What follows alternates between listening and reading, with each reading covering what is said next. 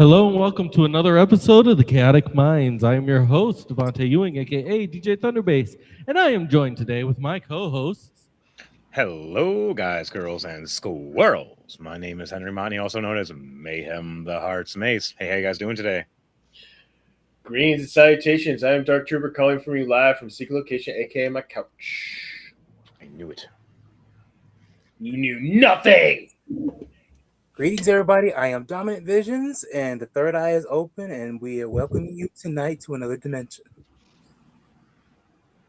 And I am the Supreme Llama Overlord, proven once again that reality skipped the final inspection because if there's a quality control department, they're severely understaffed.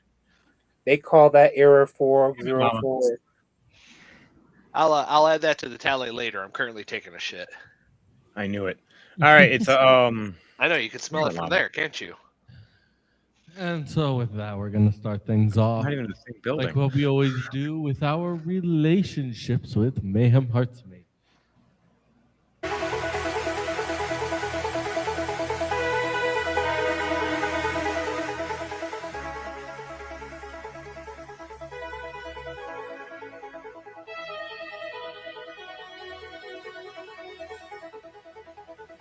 Hello, guys, girls, and squirrels.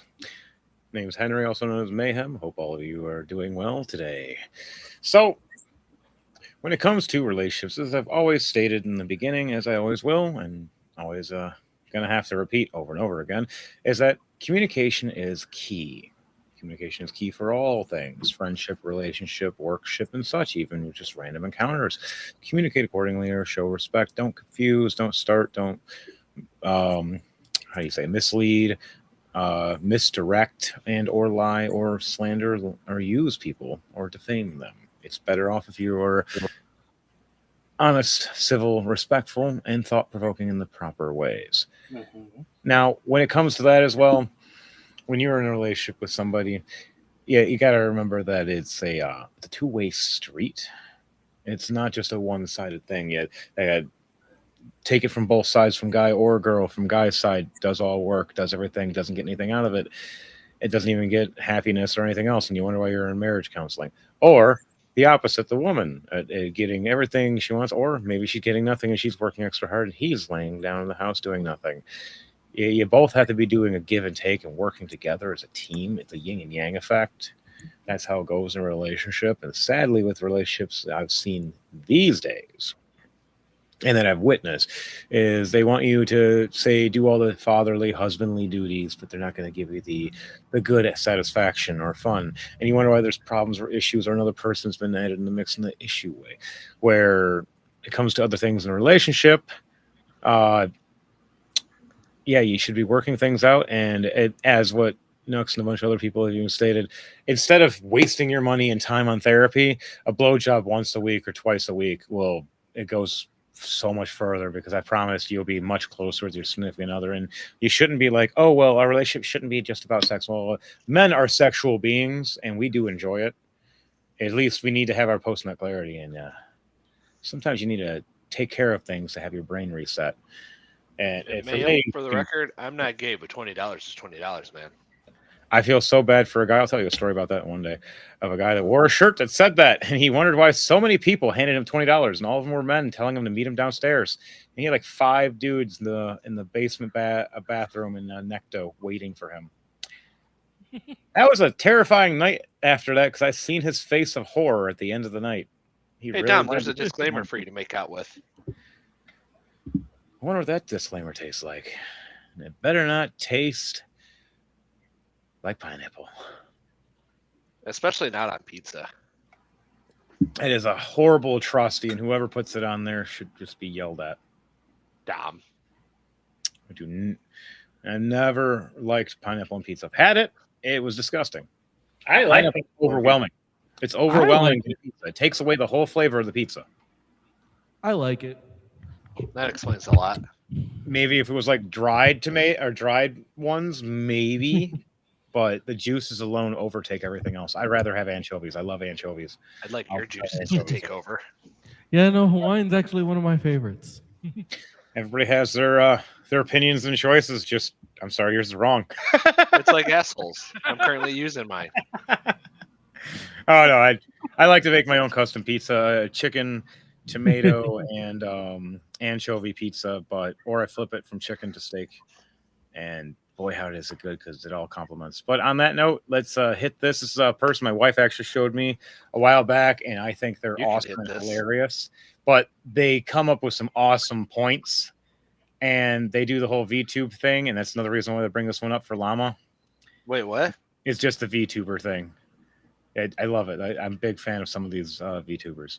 This is one of my What does this favorites. have to do Besides with Nuts. me? Nuts is my favorite, but this guy or girl, whatever, Squirrel. Is it whatever, a squirrel? whatever squirrel this is probably like my second favorite, just because of how honest they are, and they tell the truth about Jesus, that's a huge turd. Damn it, Llama. What? At least you're not like the one guy that literally was live on camera with us, and we had to delete that whole damn episode. Was that the episode where I was like taking a shit the entire time? No, we're talking about a guy that actually videoed himself taking a shit while we were talking. And once we realized, we cut his camera, but he was already on for a few minutes. But before we start this video, introduce yourself, Ives. I love your picture. Thanks. I had some awesome people make it, don't you think? Right. I am from the hole.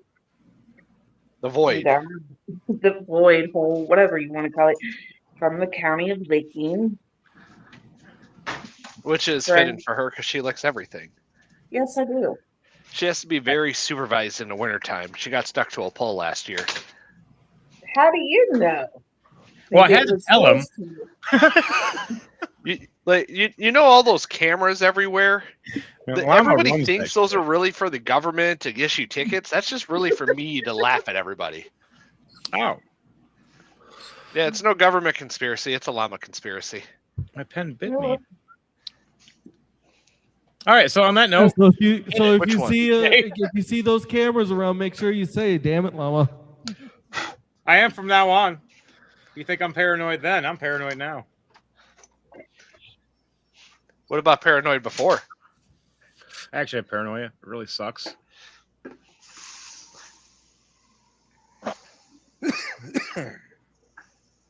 But the bad thing is when you prove that people So shall actually I are out press to get you, play? it makes it worse. And we get this on the go. Well, hit print. Hit play. Click the switch.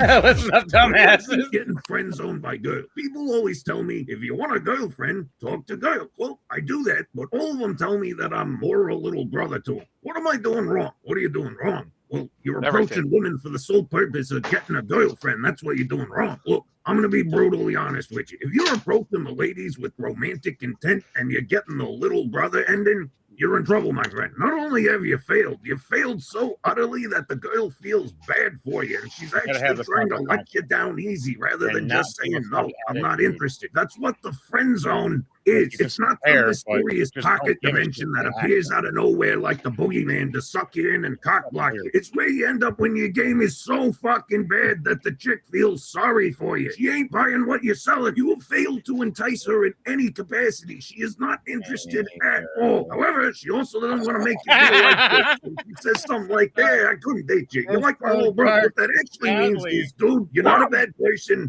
but stop it. It's either that or I'm sorry, but you're just too nice. Yeah. What if they're and into that's fucking Wincest? stupid. Then they're like, I want a nice guy. Oh, you're just too nice. Like, not trying to be rude, but most of those, we know that you're lying. We're guys, and we've heard it all already. I've been rejected a million times. Like, maybe I've only been rejected maybe I'm 20 like of them. almost an I'm a little eternal friend aggressive. zone. I'm like almost in eternal friend zone. It all Wait, just depends on the there's scenario two and type, and you have that weird category and strictness of certain type of girls that have to meet. So you have all these different things that fall against you, which pro and con. You know what you like, but at the same time, what you like sometimes doesn't like you. See, my Most standards are times very doesn't low. like me. Yeah. For me, I'm lucky that I looked for, or well, I didn't even have to. Me and my wife just literally crossed paths at the right time. But I love the whole animated big tittied goth kind of girl or Uzaki-chan girl.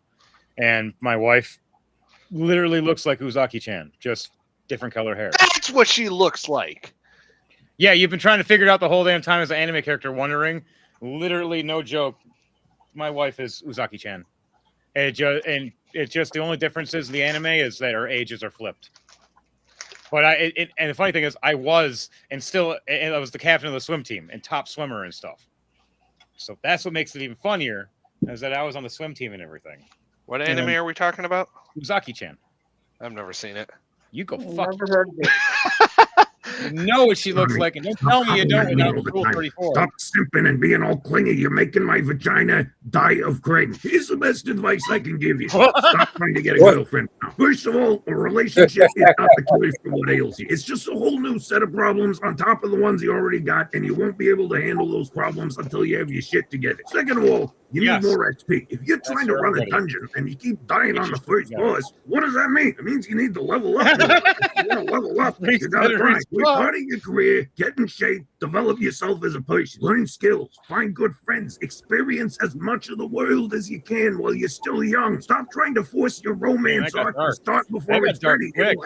I didn't realize that until just now. What fucking video he just posted of a guy jumping up doing a dab and slipping and actually hanging himself. Wow. That was actually a real video too, because I've seen it before. Jeez. I love the dark humor. When it happens, you know you can achieve on your own. You fill your life up with challenges and pursue the things you're passionate about. You won't have time to think about chicks. And eventually, in the course of your pursuit, that's what I've been saying. They're just saying it in a better way. Than the random girls you tried to set up just because you wanted to get laid. Bottom.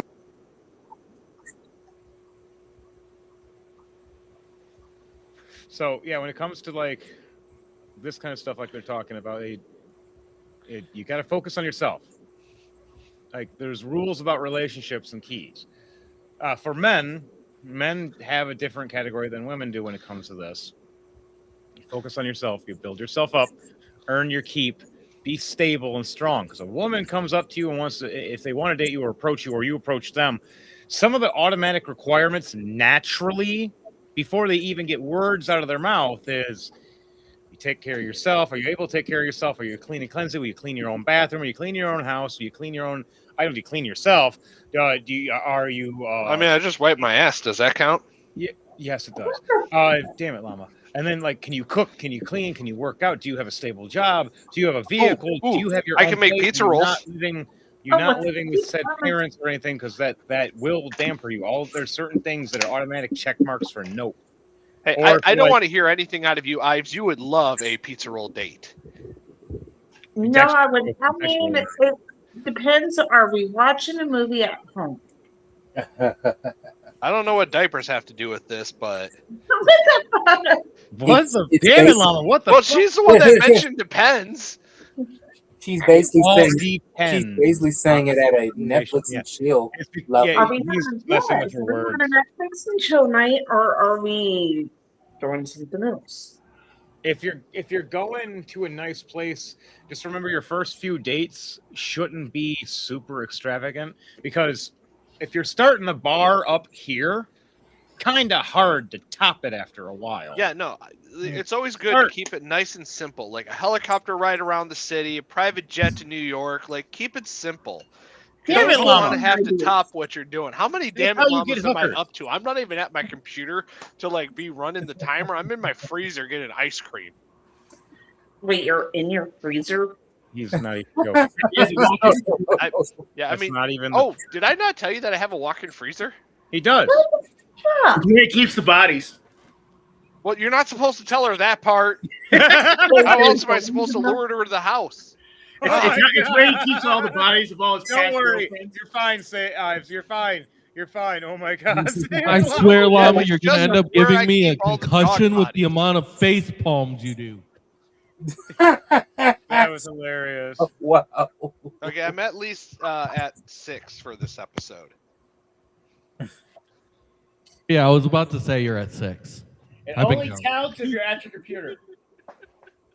No fucking doesn't. That rule is never established in the court. Don't talk with your mouth full. I'll talk with your mouth full. I mean, literally I stuff need in an your adult? mouth. You're already an adult. All right, let's finish this video up a little bit, and then we'll head on to the Line, next one. before you can be with someone, you gotta learn to be happy by yourself. Hey, you, want me to answer your stupid question? Leave it in the comments. I know everything, so feel free to ask me anything. Now, let me tell you all something. Everyone's always telling us to smash that like button and hit that subscribe button. Yeah, slap smash the that like button, notification bell. Hit But the I mean, come subscribe on. button. You don't always gotta be so rough like that. Sometimes you gotta gently caress that like button. You gotta look into its eyes and let it know that it's special to you. You gotta give a nice Why did I smooch just get a to that boner? subscribe button. So that's the thing. And Literally, know Why about you it. freaking A lot of out, people bro? make that mistake, especially guys. But you don't what they literally just said is slap true. it, you don't smack it, you just rub it. Nice. Creeping me out, bro. Like that. But what if you like It's it rough? funny. I But it's don't think I could have said it any better than that. Don't forget to like, comment, and subscribe, and leave us your comments to let us know, hey, what do you want to know? Right? What do you want to know? What do you want to have a subject on and talk to us about? And we will have that chaotic conversation. And then just remember, rub it nice and slow. Build it up first before you go fast and haywire. You don't want to go too fast at first because it's not going to be a good build-up. They want the build-up. That's what matters. To girls, definitely. It's the build-up. For guys, we want the release. Why do you think we go, ah? And ladies are like, I'm like a diesel engine. Let me warm up first. Somebody dropped a comment. Did you want to comment on that? Whales are not thought to have a good sense of taste, as their taste buds are atrophied or missing altogether. In other Oh, That's my answer to you, Mom. So basically, is he basically trying to say that if a girl has no taste, she's automatically a whale? Not in a good way. In a sense, it's more of just it's like how when you have the girls that are raised on only like it's guys too, but it's like material shit instead of actual caring. I thought referring to him as a whale was only reserved for those that were obese. Well, there's a difference between obese and like huge and stuff, and there's all different types. Like there's fluffy. And it's the reason why I use the word obese. Oh yeah. There's all different types. And that's why why I'm I very go keen on off helping of people off with of Gabriel Iglesias version. Yeah, that's fluffy. Well, like everybody has their own things. Like, there's people struggling and fighting their weight stuff when it comes down to it in life. And for me, mine is the opposite. I have been trying to gain weight my whole life because I was born. Oh, I get you. My ass is big. I understand that big time. Yeah, and then there and other people like Dom, big guy, and he's also worked out like a motherfucker. And this guy is like the Hulk now. And then Dark Trooper over here is naturally a giant. He's huge. Yeah, he was a lot bigger now. At one point when we first met, I started helping out with some workouts and stuff. Focus on yourself, just explaining shit. He's doing really, folks. And Troopers it was naturally already stronger than most of the guys I've ever met, and he's just a strong motherfucker. And think about if he starts doing my trainings and my workouts. And same thing with Dom. They start doing my trainings and workouts properly. You guys are going to be the scariest motherfuckers ever. You're going to be Terry Crews, Visions. You're just going to be a well, he's from Michigan too. Shit, you're both from Michigan. You're both Michigan made. Terry Crews and Diesel right there. Yep. Yeah. And they're both Michigan made. And these are the next generations. The next Terry Crews, the next Diesel. The Only Trooper's difference, pretty much like a I'm Kevin not Nash. bald. To be honest, yeah, Trooper, that's a good way to put it for you. You're kind of like you're like a Kevin Nash. And once you get done with the training and workout, you will be your body type will be like Kevin Nash. That's the Bass Armstrong. Mama, you're like Razor Ramon.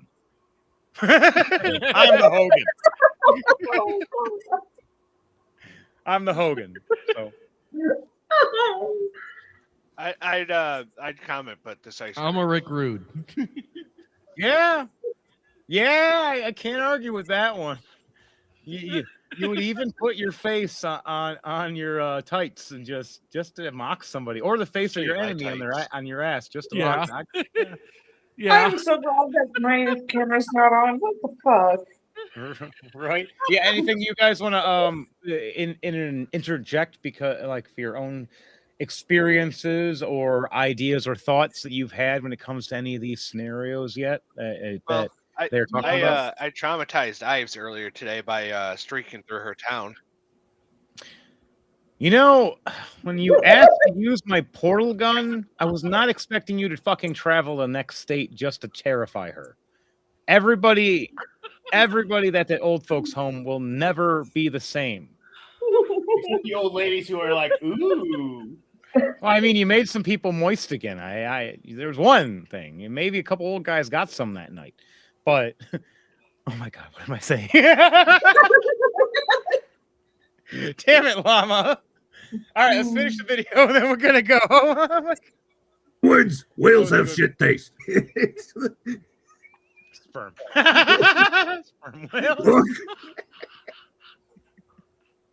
Amazing. If you have a character that's half vampire and half demon, and that character gets bit by another vampire, would they become full vampire or 3/4 vampire and 1/4 demon? That's a trick question. Neither vampires nor demons are affected by vampire bites. The character in question would be completely immune and experience no effects whatsoever. Duh, tits or ass? Some people say there's no stupid questions. That's bullshit. This is one of the stupidest questions in the world. It's a completely false dichotomy. There's no need to choose between the two. You can have both. But hey, tits or ass? Like, I'm a tit man more, period, through and through. I'll tell you 100% because a booty can come by working your ass off and doing squats. Wait, how does a booty come? Very carefully.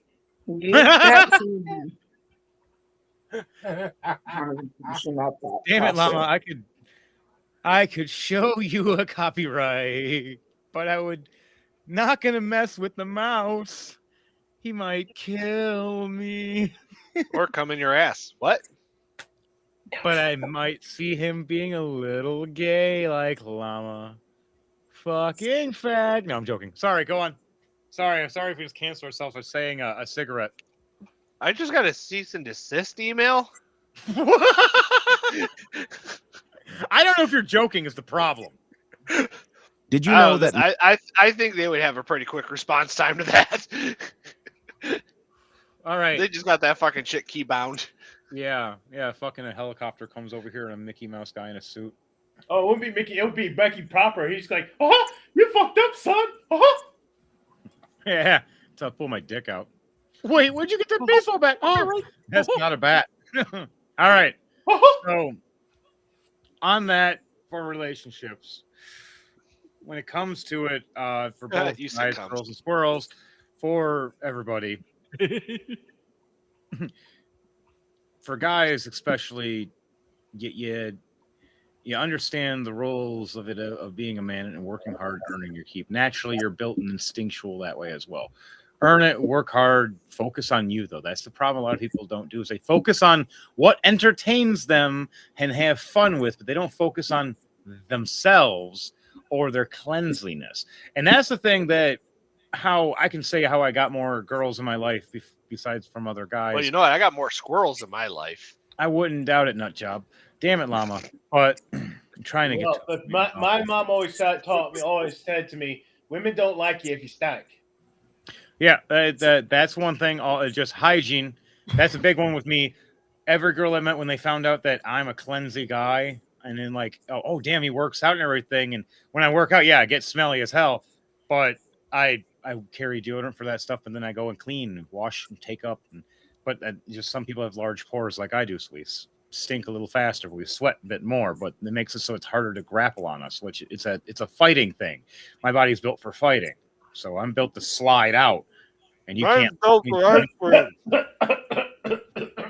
well, I'll slide out of you and make you. I'm sorry, but but when I come back to it with guys, you earn your keep. You work hard. You learn how to groom yourself. Cut your own hair if you need to. Clean your teeth often. Clean your bathrooms. Clean your bedrooms. Organize it. When a lady and you bring her in the house and she sees that you actually do shit. Like, wow, this is a nice house. That's kind of weird. I took a shit before the show, or like when the show started. Should I have been live streaming that? You better not. Damn it, llama. Well, you just told me that women like it when you do shit.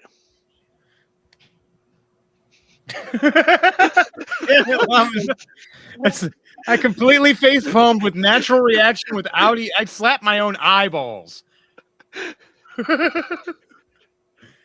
For the record, the Damn It Llama counter broke, and I have not been able to get it back up and running. I'm going to have to fix that later. You probably have to restart. Oh. Well, no, I did restart it. It won't restart. There's something going on with my script. I don't know if something weird happened, but I'm not worried about it this episode. We'll figure it out later. All right. At the end of the show, if you want to comment about how many Damn It Llamas were involved, you will win the grand prize of a thank you from me. In a obscene, elongated way, but exactly. We'll finish up of my relationship stuff next time. On that note, let's go into some lore news. Hit it, DJ. Underbase. Damn it!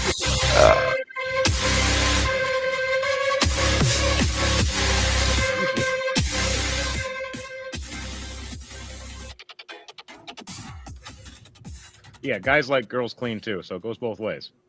I had to throw that in there. I don't know. I like a dirty girl. Wait a minute. You mean like physically clean or like physically clean? Oh, be dirty minded all you want. I like when a girl's mind's in the gutter. My wife's actually more perverted than I am, and that says something. All right.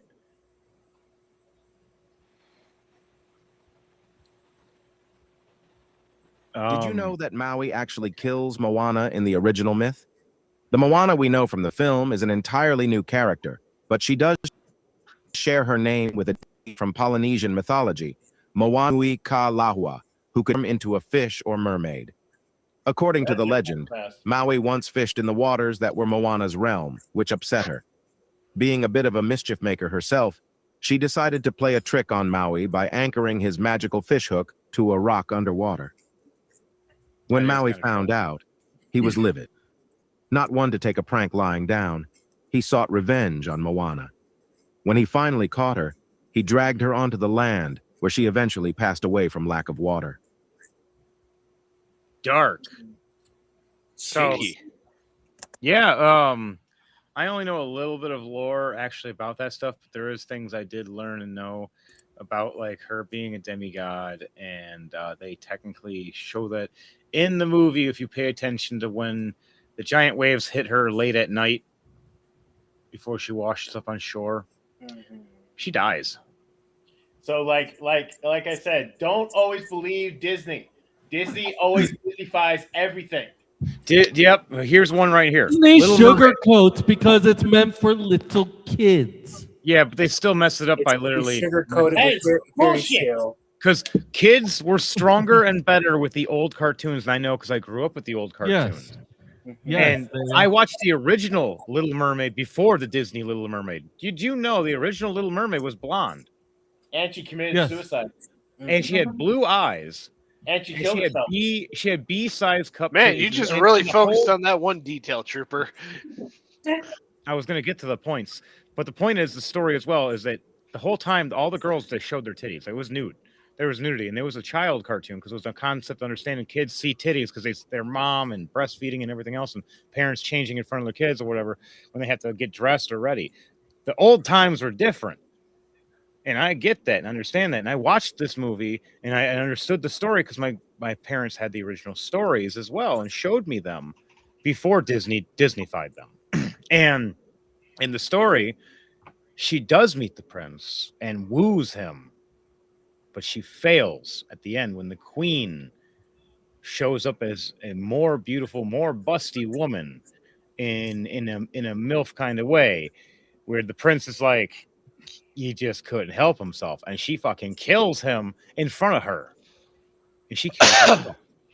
And then everybody turns to stone and dies, and the queen wins. That's the actual ending of Little Mermaid. Everybody loses except for the bad guys. And if we're talking the other grim stories, there's some darker ones out there. Yeah, what else do we have? Snow White, I believe Snow White doesn't wake up. If I remember. Where'd you go? I think she also. Yeah, Snow White doesn't wake up. They are topless. The original, though, she was a vampire. Oh, what was I think Snow White I think she actually kills the witch by making her eat the apple, or I forget. It's something dark. They have also technically in Snow White and the Seven Dwarves, there is a scene in there where she gets beat and raped by all 7 of them. So yeah, that's in there. Yeah, no, I'm currently watching the original Little Mermaid now. Oh yeah, you're actually pulled it up and watching what I was. That's the one I grew up. Well, we're with. gonna make you sit the down and VHS. watch the live action Snow White. I wonder how much money that was worth. Damn. Too much, not too much. Yeah, OG original VHS of the movie. Yeah. Oh no, But, I meant we're talking about the live action. I thought no, No. the live action was way too much. The budget No, was I don't give a shit. There's $270 live million. action. Live action. Actually, Henry, I think you'd like this. How Maui made the days longer. He went up to the sun, beat the shit out of him, and told him they stopped going so fast. It's like, okay. If only it was actually like that. But No, that's how Mayhem did it. I mean, yeah, but that's a different story. I'm trying to get us to 36 hours a day. But I still need to heal from last fight. He still fucked me up. I won, but I got cooked. I didn't know You know there's what's going to happen aftermath. if we go to 36-hour days? I would kind of be happy. Yeah, Because they're going to extend the workday, though. They better not. No, they better not. I could get more shit done and take a nap and have more time with my family. Longer work. Longer Fuck that. day, longer work schedule is how it Well, would then be there's perceived. also the human biology. They wouldn't be able to do that without paying us a lot more, and they don't want to pay us a lot more. Well, you're right, though. They technically would go into the next day. Asians would So get technically, away with it visual because think about this.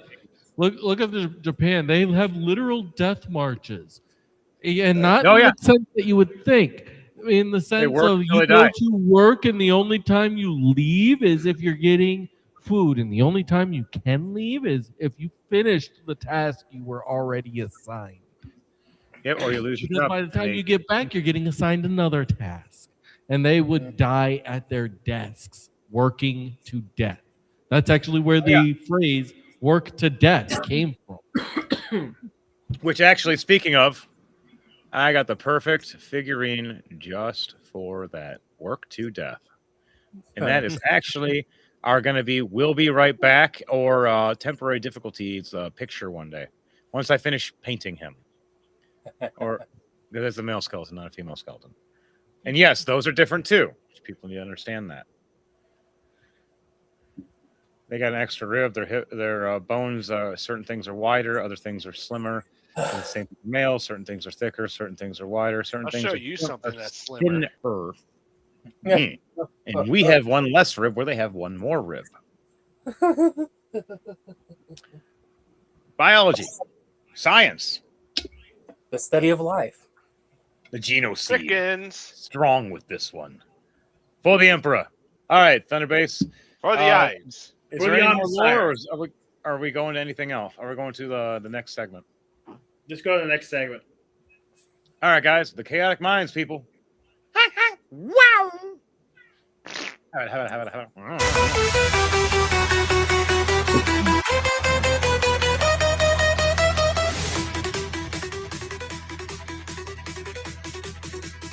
I don't see a video.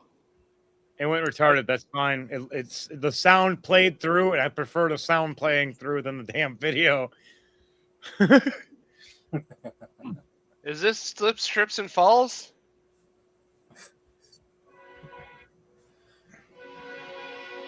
What segment are we on? Safety tips and scams. Oh, normally he makes me big, if you know what I mean. Ha! Anywho, It's like you remember the time you get big. so, a pair of boobs, I guess. Anyways, Titties are awesome. yeah. No argument there. Yep, titties always I don't work. care what your Anyways, size Comfort. everybody, keep in mind things, stuff, and places. And it's very important to observe things, stuff, and places, because if you do not, you could almost be like the dumbass that almost drove into me while I was out on the roadway. I came in onto like the interstate, it was a left lane entrance, so I had to sit there and migrate the semi truck by 2 lanes. But you of course cannot just jump multiple lanes of traffic safely and whatnot, especially as a semi truck. So I turned my signal on. The guy in the center lane sat there and they flashed their brights at me like, "Hey, yeah, I acknowledge that you have your signal on. They're back there and whatnot." And I could see the car in the granny lane. They did not have any device active to inform me that they were going to do the psychotic maneuver that they decided to do, where they jumped from the granny lane straight to the hammer lane while I was mid transfer to the center. Were they Asian? I have no idea, but the car was black. That's all I could tell you. Like, that thing came flying up so fast. It was a little small SUV. I was like already a quarter of the lane or way into the lane, and then all of a sudden they were in like halfway into the lane, like a moment later, because I take my merges nice and slow because there's a bunch of jackasses out there that don't know how to drive. But it's always good. Pay attention to trucks around you. Pay attention to other cars around you, and just use your blinker. It's not that hard. It's so easy, especially if you have your hands on the steering wheel. They're supposed to be like, it's just a quick flip of the finger. Like, you don't even, so many people flip me off and whatnot that I know people know how to use a flip of a finger, but it's really not that hard to do shit. Like, just, it saves so much. As far as scam tips, if a phone number that you don't recognize is calling you, just don't answer the phone. It's that easy. But also, unless tags, if you don't recognize the person, don't friend them. Oh God, I had so much fun with the Discord one. They kept sending me naked pictures, and I kept telling them, like, sending them back their own naked pictures because it was just naked pictures from like different escort websites. Reverse image search is fun. Yep, they don't expect that. They're not smart enough to know about that. I deal with scammers every day. Right now, I'm literally laughing at one on Discord as we speak. As I do a little test sometimes, like, oh, cool. I just got like 50 friend requests out of fucking nowhere. I wait and I add like 10 at a time real quickly. Approve 10, wait the rest. All of them at the exact same fucking time. The same message, over and over again. Then asking you after they ask this question, where do you live? What's your real name? What's your social, like, trying to get your your personal information just so they can scam and steal and take your shit. And I call them out. I tell them one of the things that I do, and I hunt them. I hunt scammers. When I figure out and find out where they are, I send them to certain friends, and they show up at their house and either promptly beat them or arrest them, and they go to jail. And then we have one less dumbass thief, lying scammer piece of shit out there, and then they can go to hell because their souls are going to hell, period. And there's no way of revising or correcting that. And I'm glad. But on that note, sorry, I really hate scammers. I really hate fraudsters and fakes. Like, if you're legit, you're legit. Like, I remember back in the day when there was a point where people were real. I don't know who the fuck I'm talking to anymore on the internet. They're a guy, girl, squirrel, some 70-year-old dude is impersonating a woman. Back in my day, the year was 1903, and we had scammers that just called you about your car's extended warranty plan. No, not 1903, but yeah, the warranty plan one. That's the biggest one right there. It's America.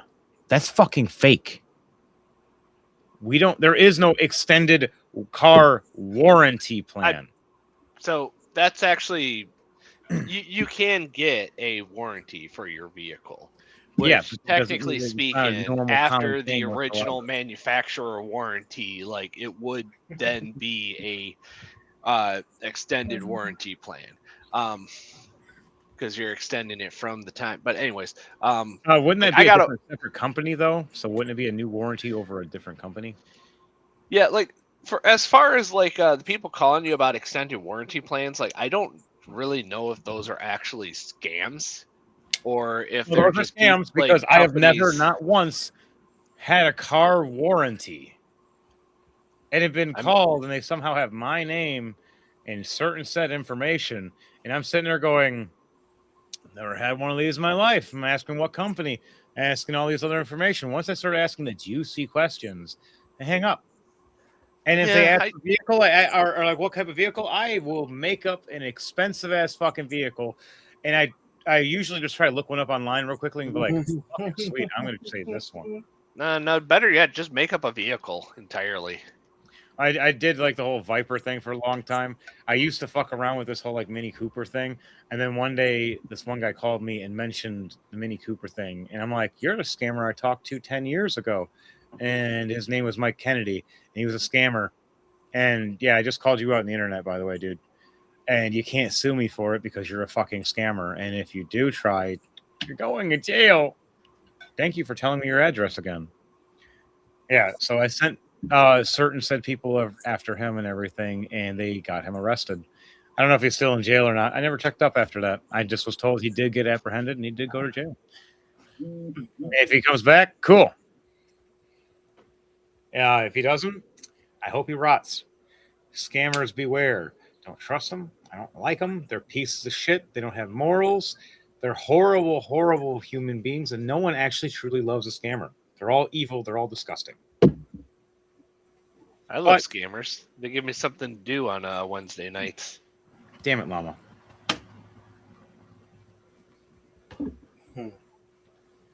So, on that note, what else do we have for protection and safety besides scammers?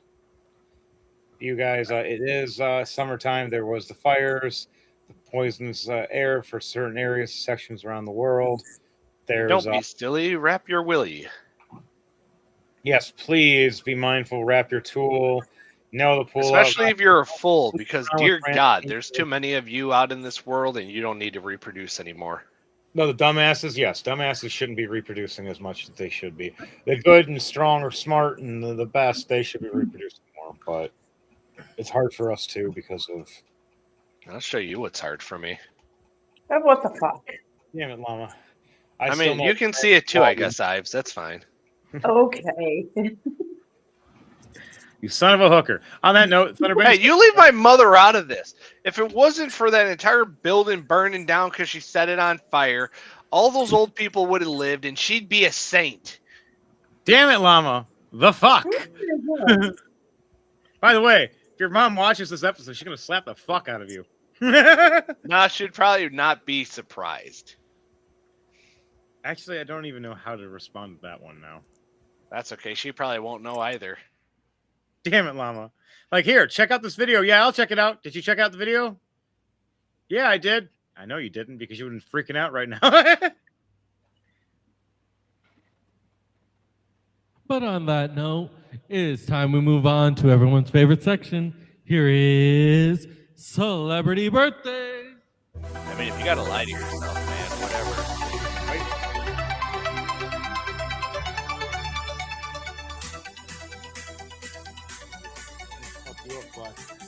I hate flies. Because, I mean, personally, my favorite segment is relationship advice with Mayhem. Yeah, that's my favorite, too. But I do like to argue with Chris when it comes to politics. That's really fun. It would me get into a banter. The Warhammer one's really good, too. That's one of my... but I love Warhammer.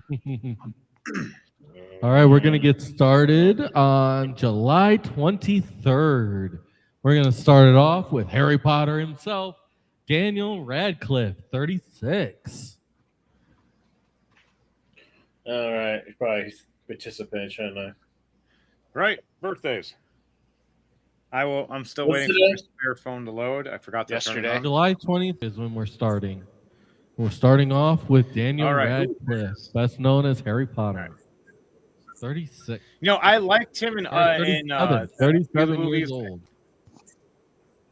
Wow, he's our age? He fuck, I'm also older. How about played in Slash? The How Woman in about Black, Slash? Kill Your Darling. 61 years old. He's the He's the lead guitarist in the rock band Guns N' Roses. Ah. He was the guitar player behind Rihanna's song called Rockstar One on One. Okay, not bad. Whatever happened to Guns N' Roses, the other band members? Age, drugs, hookers, retirement. Chickens. They ran around for a long fucking time, dude. Axl Rose is now with AC/DC. Yep. Makes sense then. Dude, I love AC/DC. Slash That's is one of my actually favorites. doing his own thing now. He actually is not a part of it, Guns N' Roses anymore. He has his own band now. Okay, that makes sense though, because I haven't heard anything him being a guitarist or anything else. But yeah, I do have a birthday here. Woody Harrelson, 65, TV actor, best known for titles Cheers, Natural Born Killers, White Man Can't Jump, and Venom, Let There Be Carnage. All right, let's get one more.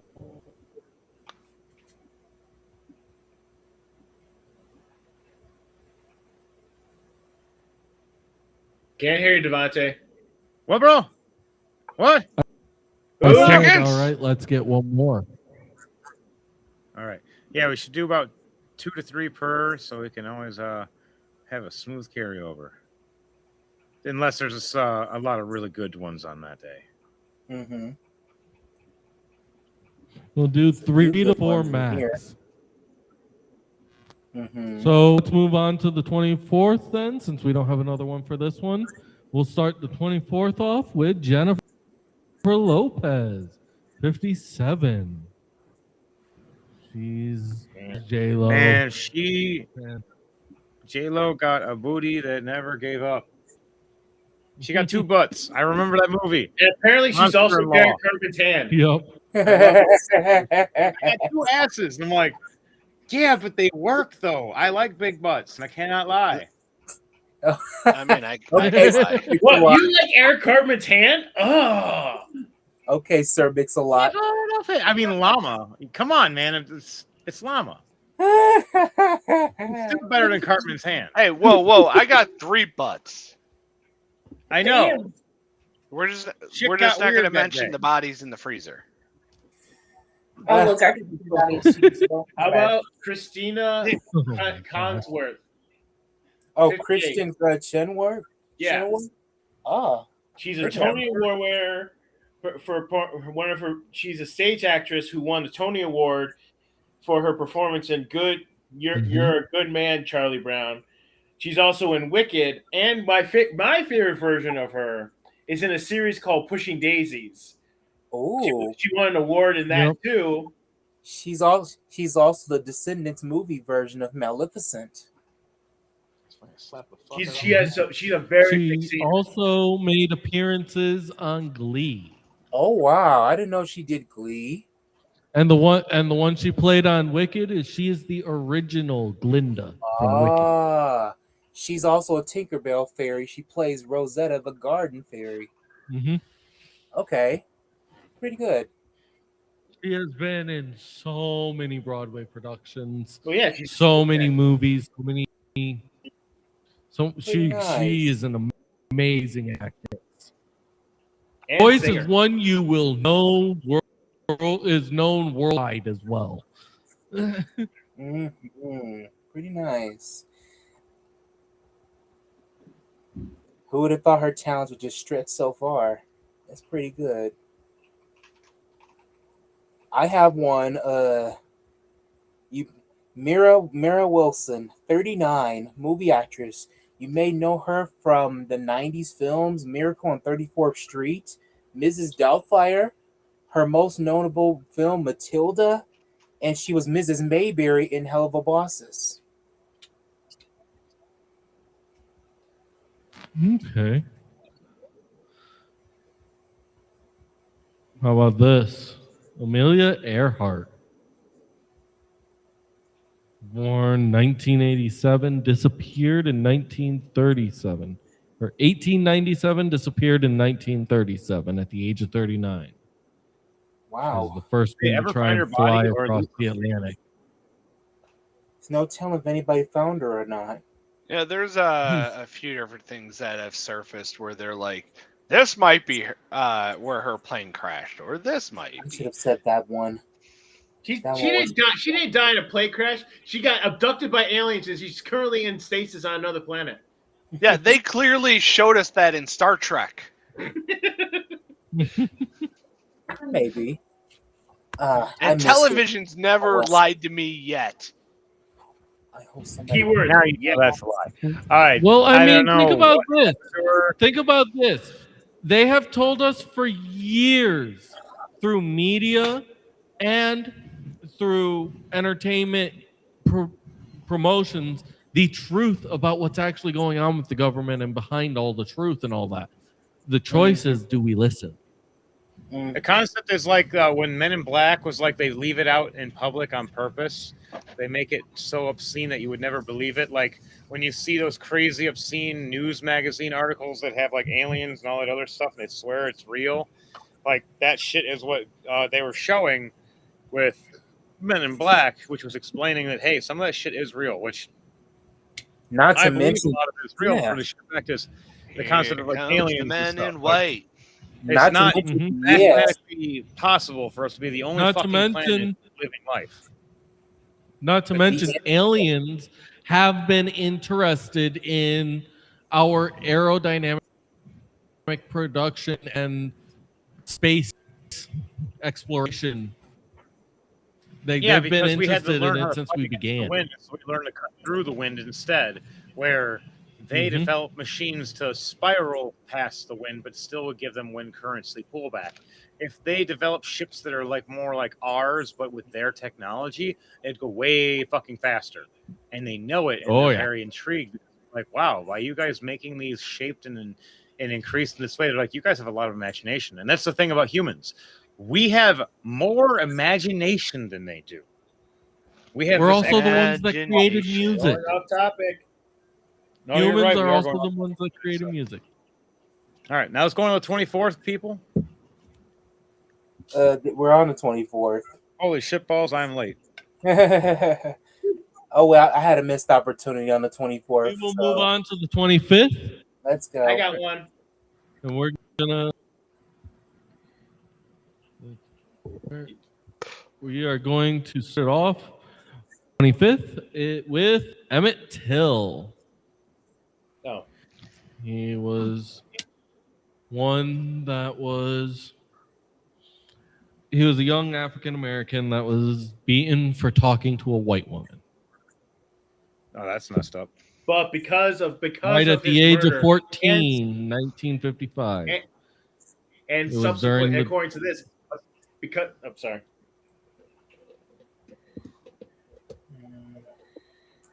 Yeah, his history was kind of saddening, especially if it was a 14-year-old.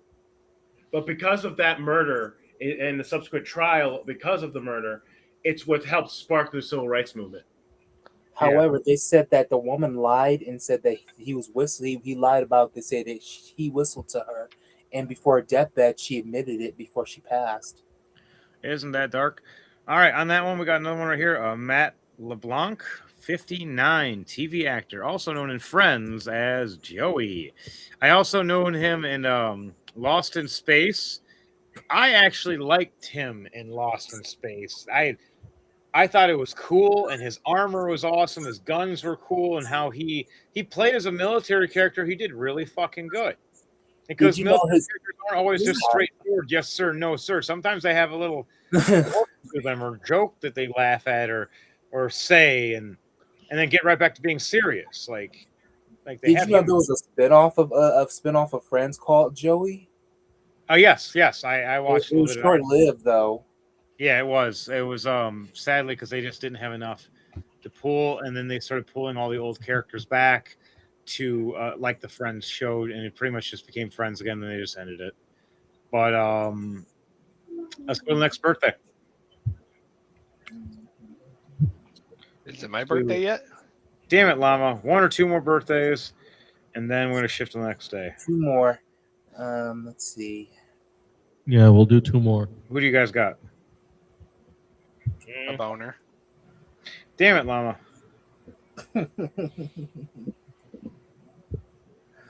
Oh man. Here we go. I got one. Lauren Faust, animator, 52. She's best known for work such as an animator, director, and writer for Powerpuff Girls, The Iron Giant, Super Best Friends Forever, DC Hero Girls, Foster's Home for Imaginary Friends, and My Little Pony Friendship is Magic. Yeah, My Little Pony got ruined when I met Bronies. And she is the wife of Powerpuff Girls creator Craig McCracken. Because I'm weird, but those guys are really fucking weird. All right, The friendship is magic. Yeah, I never really cared for the show, to be honest.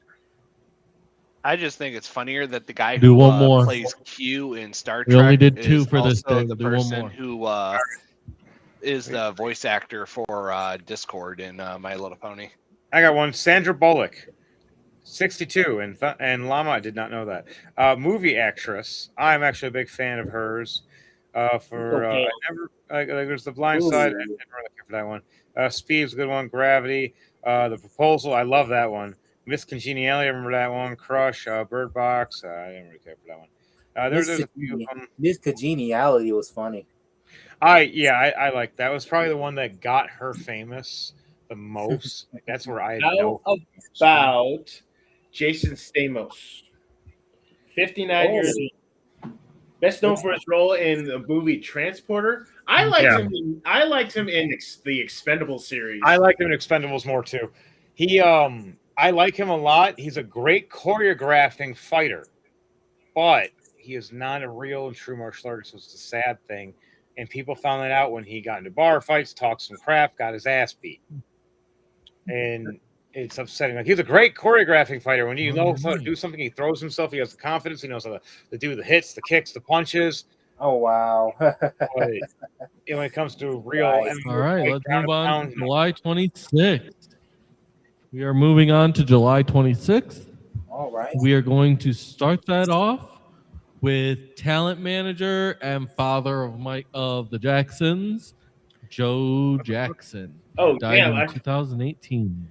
Oh, damn. I thought we already moved on to the 26th. Jason Stamos is on the 26th. Yeah, that's what I was surprised. I thought we were going on the 27th now. Fuck, where are we? Let's do 2 more then. Well, I think we're all in a state of denial. I do Damn, have no, not in Egypt. one for the 26.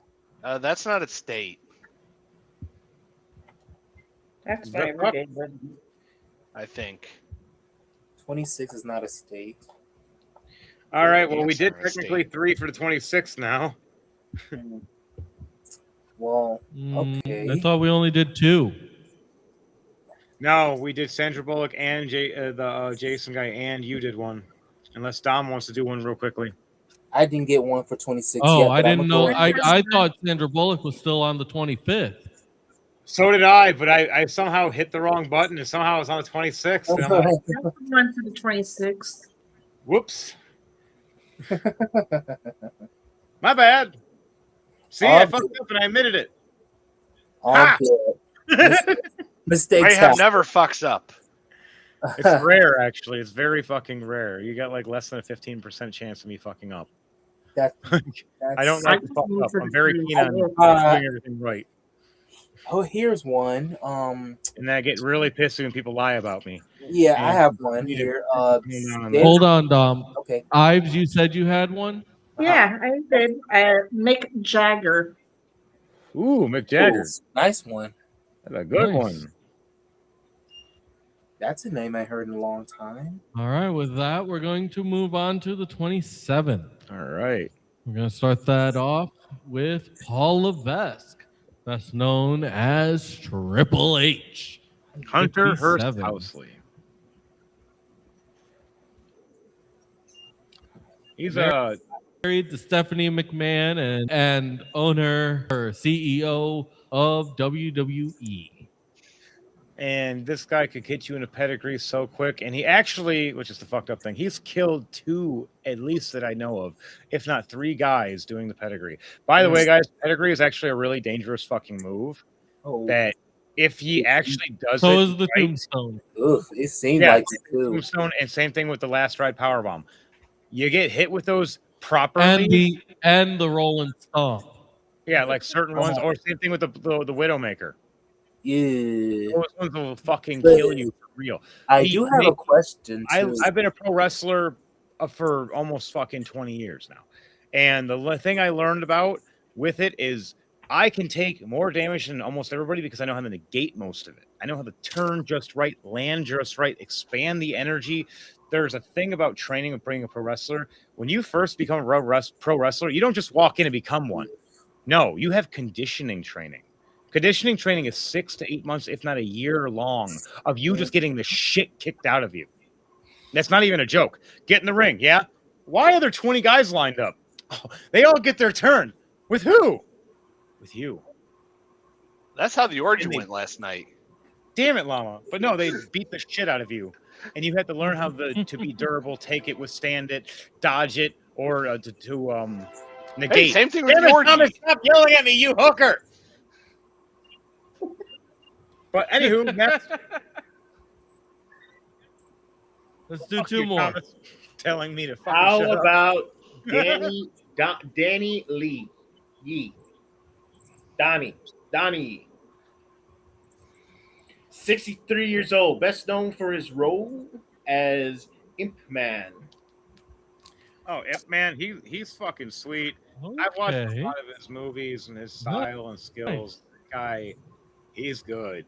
Like, I watched him fight Batista and everything else and a bunch of other guys, and he knows how to fight you, and he has lots of energy, but the age is starting to come with the body now, and he was fun in Rogue One. Yeah, that blew my mind when he was in Rogue One. They should have made him fucking a Jedi. They should have made him a Force sensitive.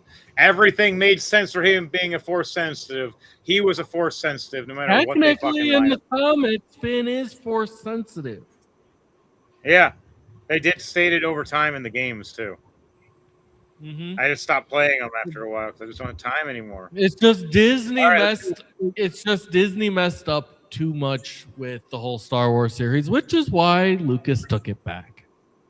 Yep, let's just hope everything goes back to him properly. It's going to take a year or two. All right, let's do got one more. Dolph Ziggler. Dolph Ziggler, 46, pro wrestler. He is known for the zigzag.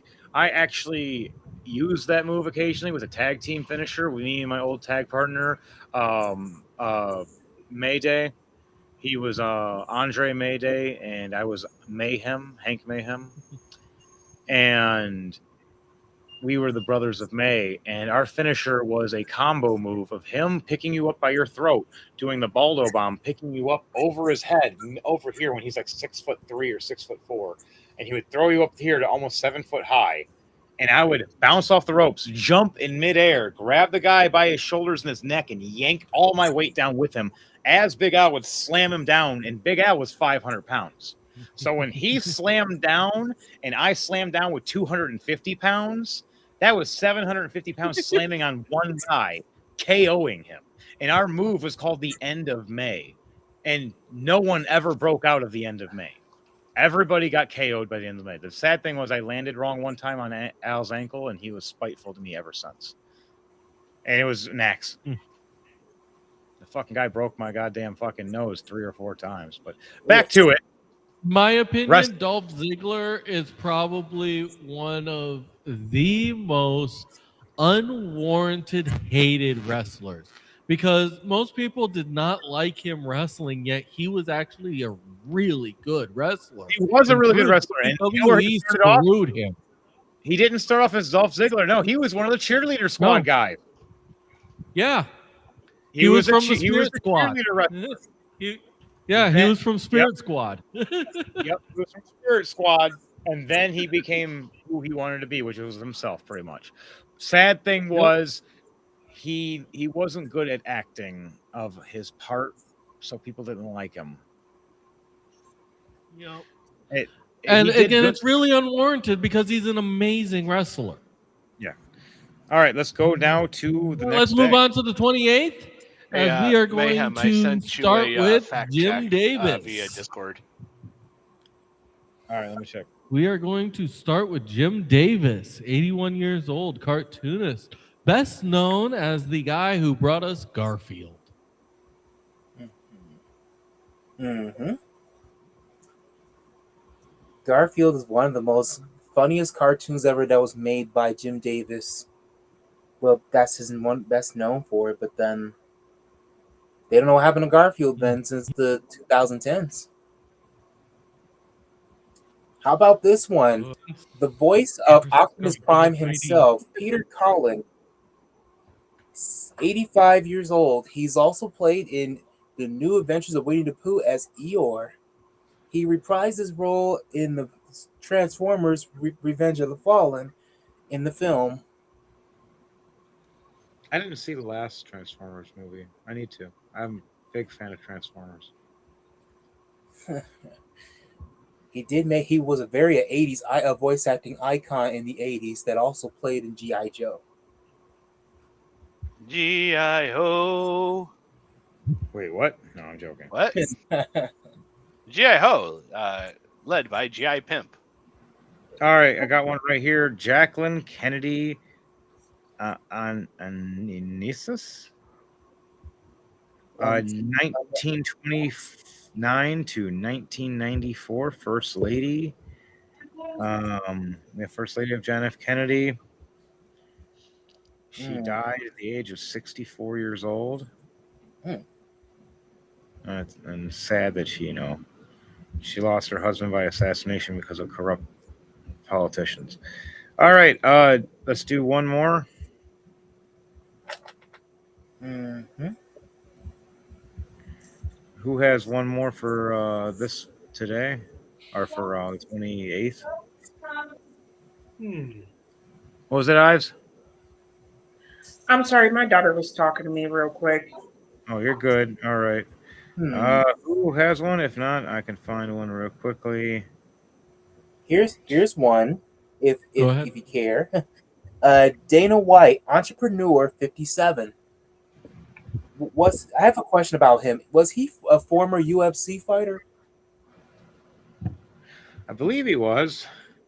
I don't remember. I had to Click on look. his name, find out. It's been a while. Oh, okay. It says here he was a two-time winner of the World MMA Leading Man of the Year in There's your 2010 and answer then. 2011. He There's your promoted answer. both Floyd Mayweather and Conor Both of them. McGregor boxing match in 2017. Okay, well that The answers. more you know. All right. Center All base. right, we are going to move on to the 29th today.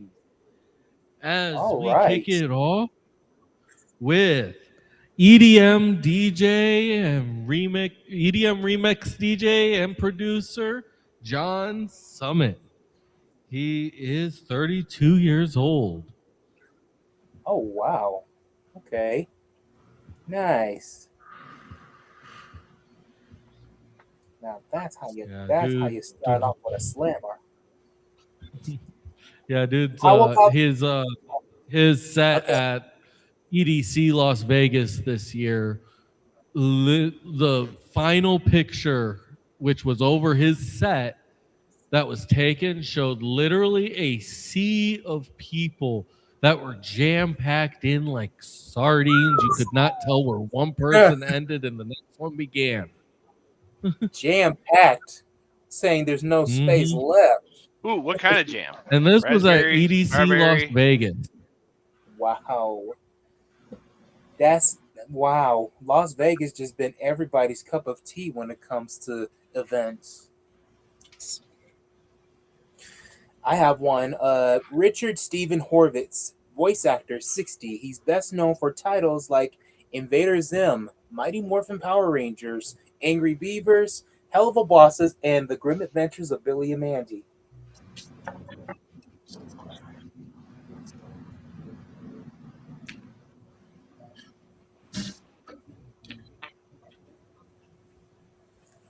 Very interesting titles he has.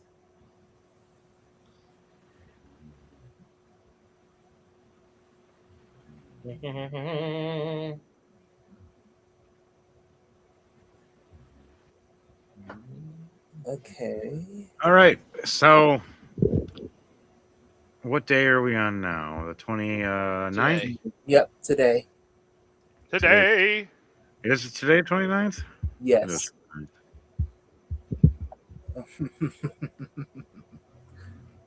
What Yeah, we're on today, the did 29th. you guys get? And let's do 2 more. Clara Bow, We did not. 1905 to 1965 movie actress, Okay. movie star who starred Nice. in it in the wings of 1927. She became a box office draw as one of the leading sex symbols of the Roaring Twenties. She retired from film at the age of 28. Wow, Gee. Mm-hmm. she made a lot of money quick. Wow. She died at the age of 60 in New York. Hmm. All right, you got one more.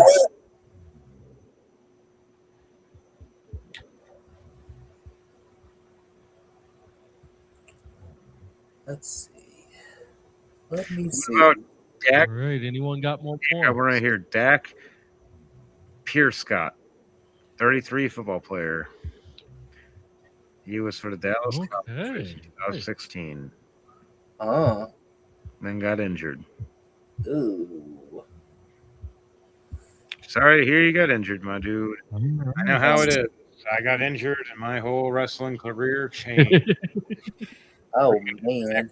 in 3 different times, and I'm not the same anymore. Still strong, still sturdy, still built, but there are days where I can't function because of the weather, and it sucks. Oh wow. Yep.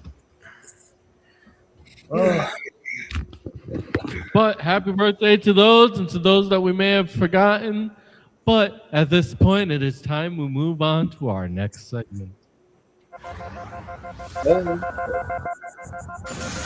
Gaming.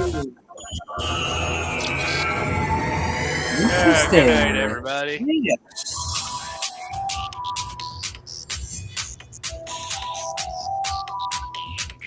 We love video games. We love tabletop games. We card games. And we lost Mama. Where damn it, Mama? Where did you go? He did the Yakko warning. He said Said good goodbye, night. everybody. Oh, you said he was leaving?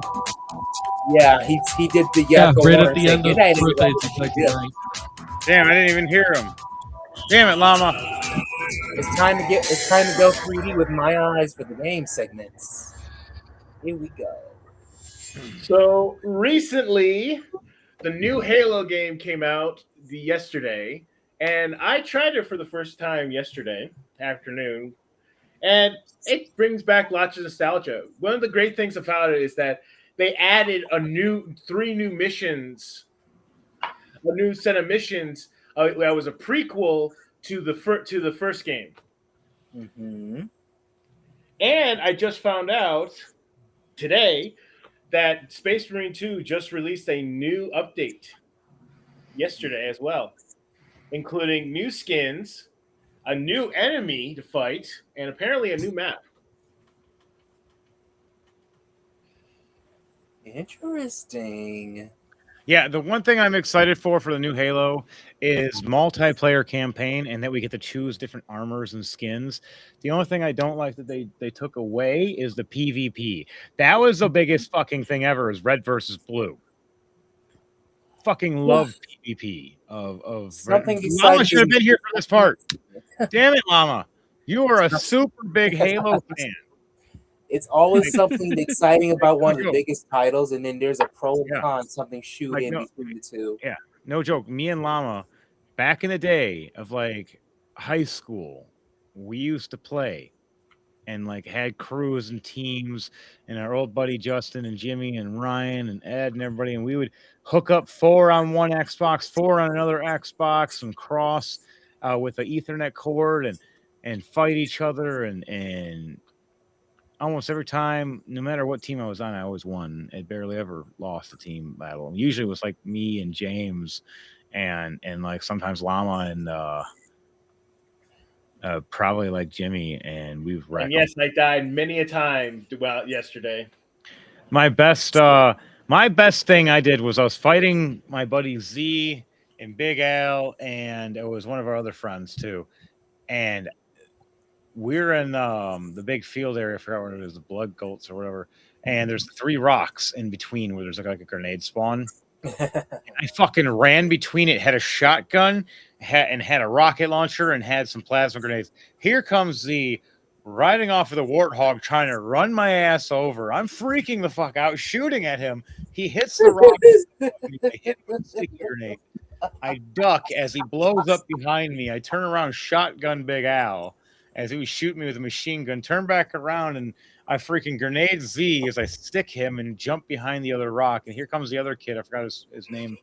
And I think it was Mike or whatever. This kid Mike that we used to hang out with was a skinny little guy that owes me a bunch of money still. I fucked your wife. But I fucking shot the fuck out of him like it was nothing. And I don't even know how I won, but that's how I won. I beat all of them. I'm like, I should have died. That whole time I was thinking I was going to. And I used to play PvP and just wreck people. Like I was really good at that shit. And it would be nice to do it again. So with the new Halo, maybe me, Trooper, and a few guys might all lock up in Steam and run off and fucking, musketeer that shit with a four squad. Hey, maybe you could actually help me. I was never really good at Halo. I loved the game. I loved the story, but I was never good at playing it. I played Yeah, it. but apparently, I tried using the skins, but apparently you have to buy the premium edition to get the skins. Which is extra, like an extra's what, $60 or some bullshit, or something like that. But I'm getting it through the Xbox Pass, so technically I get it for free. Yeah, monthly as you pay, you're getting 1 or 2 games. I used to have it. I have like 100 games downloaded on my Xbox, all from the monthly pass back in the day. I just don't have a subscription anymore because it got too expensive. Don't have the time, and I don't play my Xbox. But there was a point where I paid the subscription for a fucking year, and I played it maybe 2 months out of that year. Once I got my Switch, I was on my Switch every fucking day. And then once I got my PC, I've been on my PC every day, or not almost every day. And I need to get my subscription back for Nintendo though, just because I need to get back on some DC Universe Online and kick some ass because I got some ideas for some new characters and I want to make them and then I'm gonna draw them out or take pictures of them, and me and Llama are gonna be working on AIing them, and then we're gonna send some to Dom as well to draw, and we're gonna start creating our Dark Hero story because it's perfect to use DC Universe Online to create custom characters. So I can create a character. Okay, this is it. Here's the stats. Take a picture. I take a picture of it, save it. Now make another character. And I have like 20 or 30 fucking characters already built on DC Universe Online. And one of them is my Unstoppable Mayhem that is thus unstoppable. He's my most OP'd character except for Oops. I'm sorry, dude. Most people fight Oops are just going to get eaten. It's like Kid Buu, but worse. So apparently for the Space Marine 2, there's actually two new cosmetic armors. Oh, really? They made another Salamander's armor and one for the Raptors for the sniper class.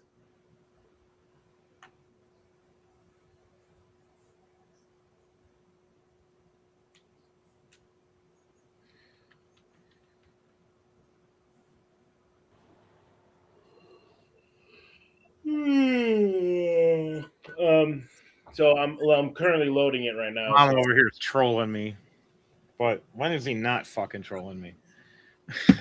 You all right, so yeah, for other games, I have been playing one is Pal World.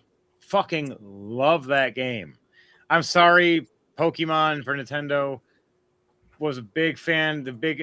My favorite ones were like Machamp and Gengar and Blastoise, Torterra, Victini, and Aggron, like that was my team. I was made the perfect 6 team, and no one could beat me, and I was really good with it. But once I got Palmon, it's fun. I get 5 instead of 6 to carry around me. That's fine.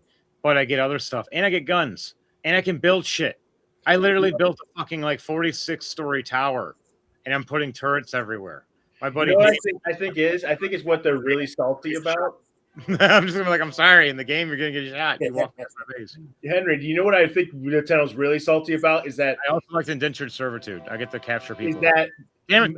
Nintendo? The thing is with Pokemon really screams, literally demands the next evolution of Pokemon is open world Pokemon, where you could go through all of all the current settings, including Kyoto, all of them.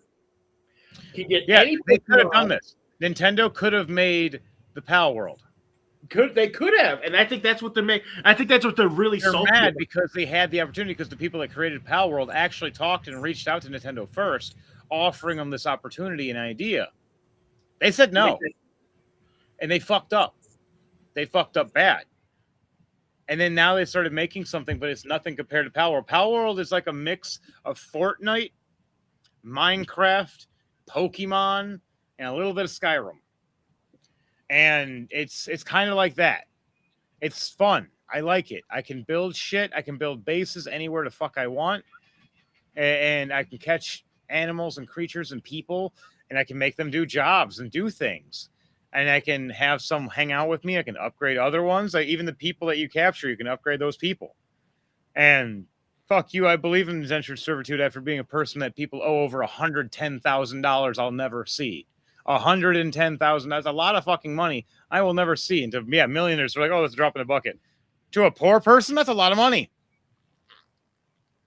And after the shit I've learned, if you owe me money and you screwed me over, you should be working for me until you pay off your debt. And you pay off double what you owe. I know one guy owes over $7,000+. You're never going to see that money. Started ghosting me. Ever since I started mentioning, hey man, you're going to start paying me back, ghosted.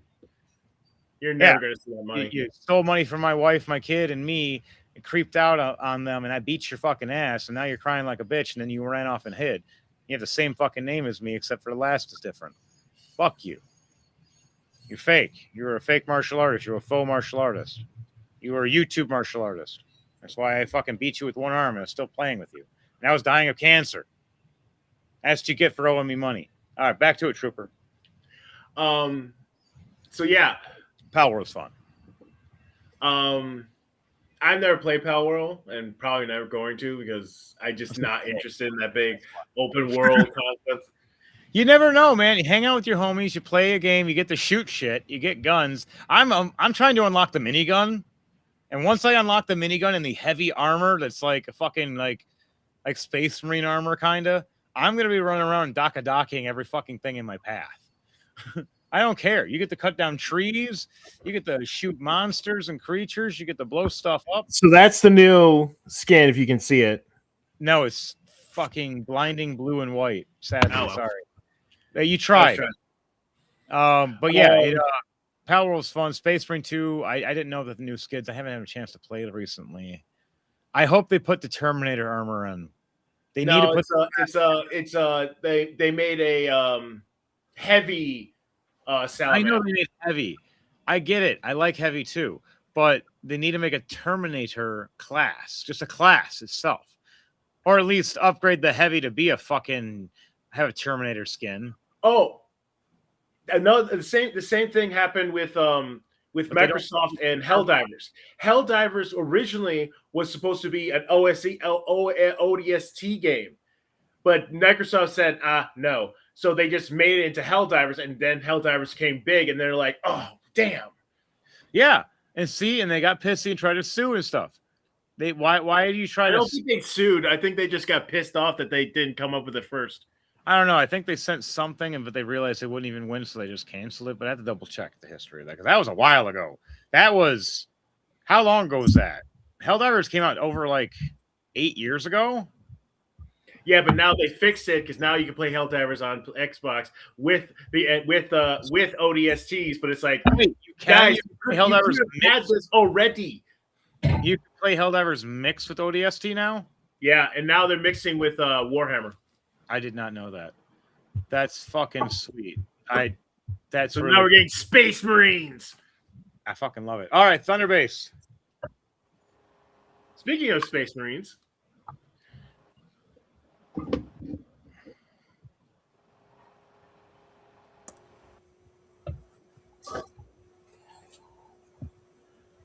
Ives, did you have any games that you wanted to talk about before we hit this?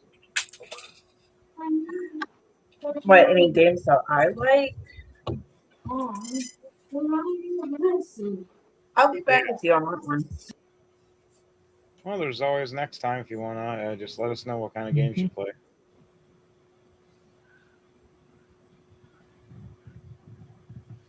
What was that, Thunderbase? I didn't say anything. Ah, okay. I just need to get near the mic. All right. Sorry Then- about that. My kid Oh, no, was. You're fine. If you don't play games much, that's fine. Everybody has their own hobbies.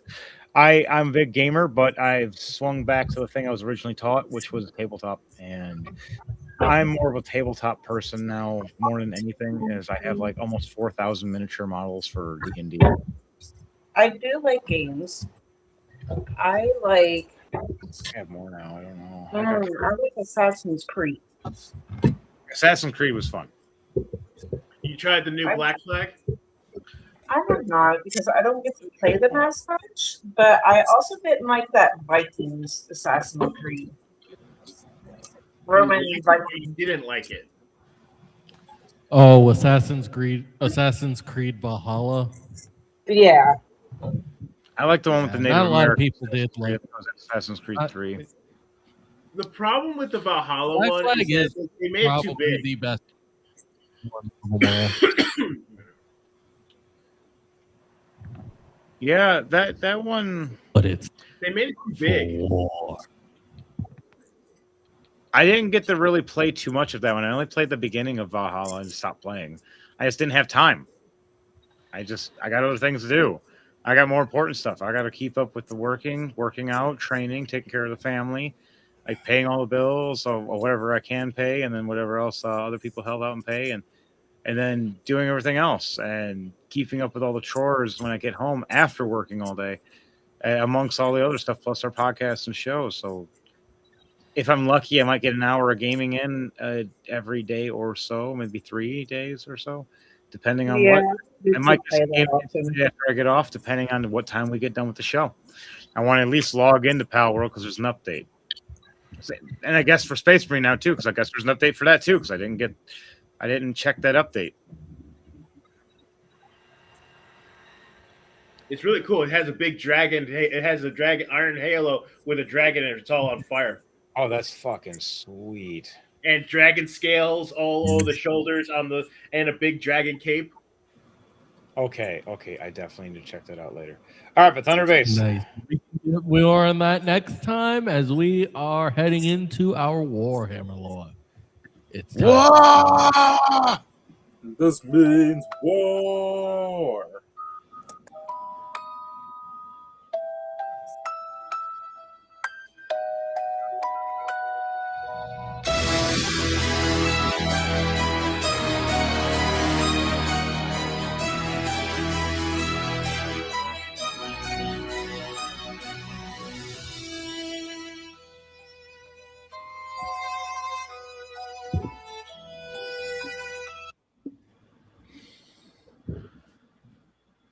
By the grace of the God, greetings. By the grace of the God Emperor and with the blessing of the Holy Oros, I've been given permission to tell you about this transmission.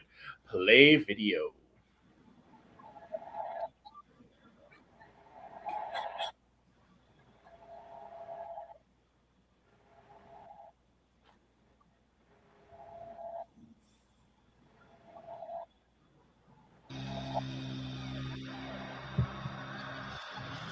Armageddon, the war world. Its soil is worthless, salted by the blood and sweat of generations. War is all that remains. It rises from the dust and echoes in the sky, a promise, a cacophony of endings. Sanguinius' sons, angels of death. Weave a honor here. Our veins burn with his wrath. Our twin hearts hammer with his rage. War is all that we know. This world must hold. There can be no retreat. There can be no mercy. There can be no peace. There is only war.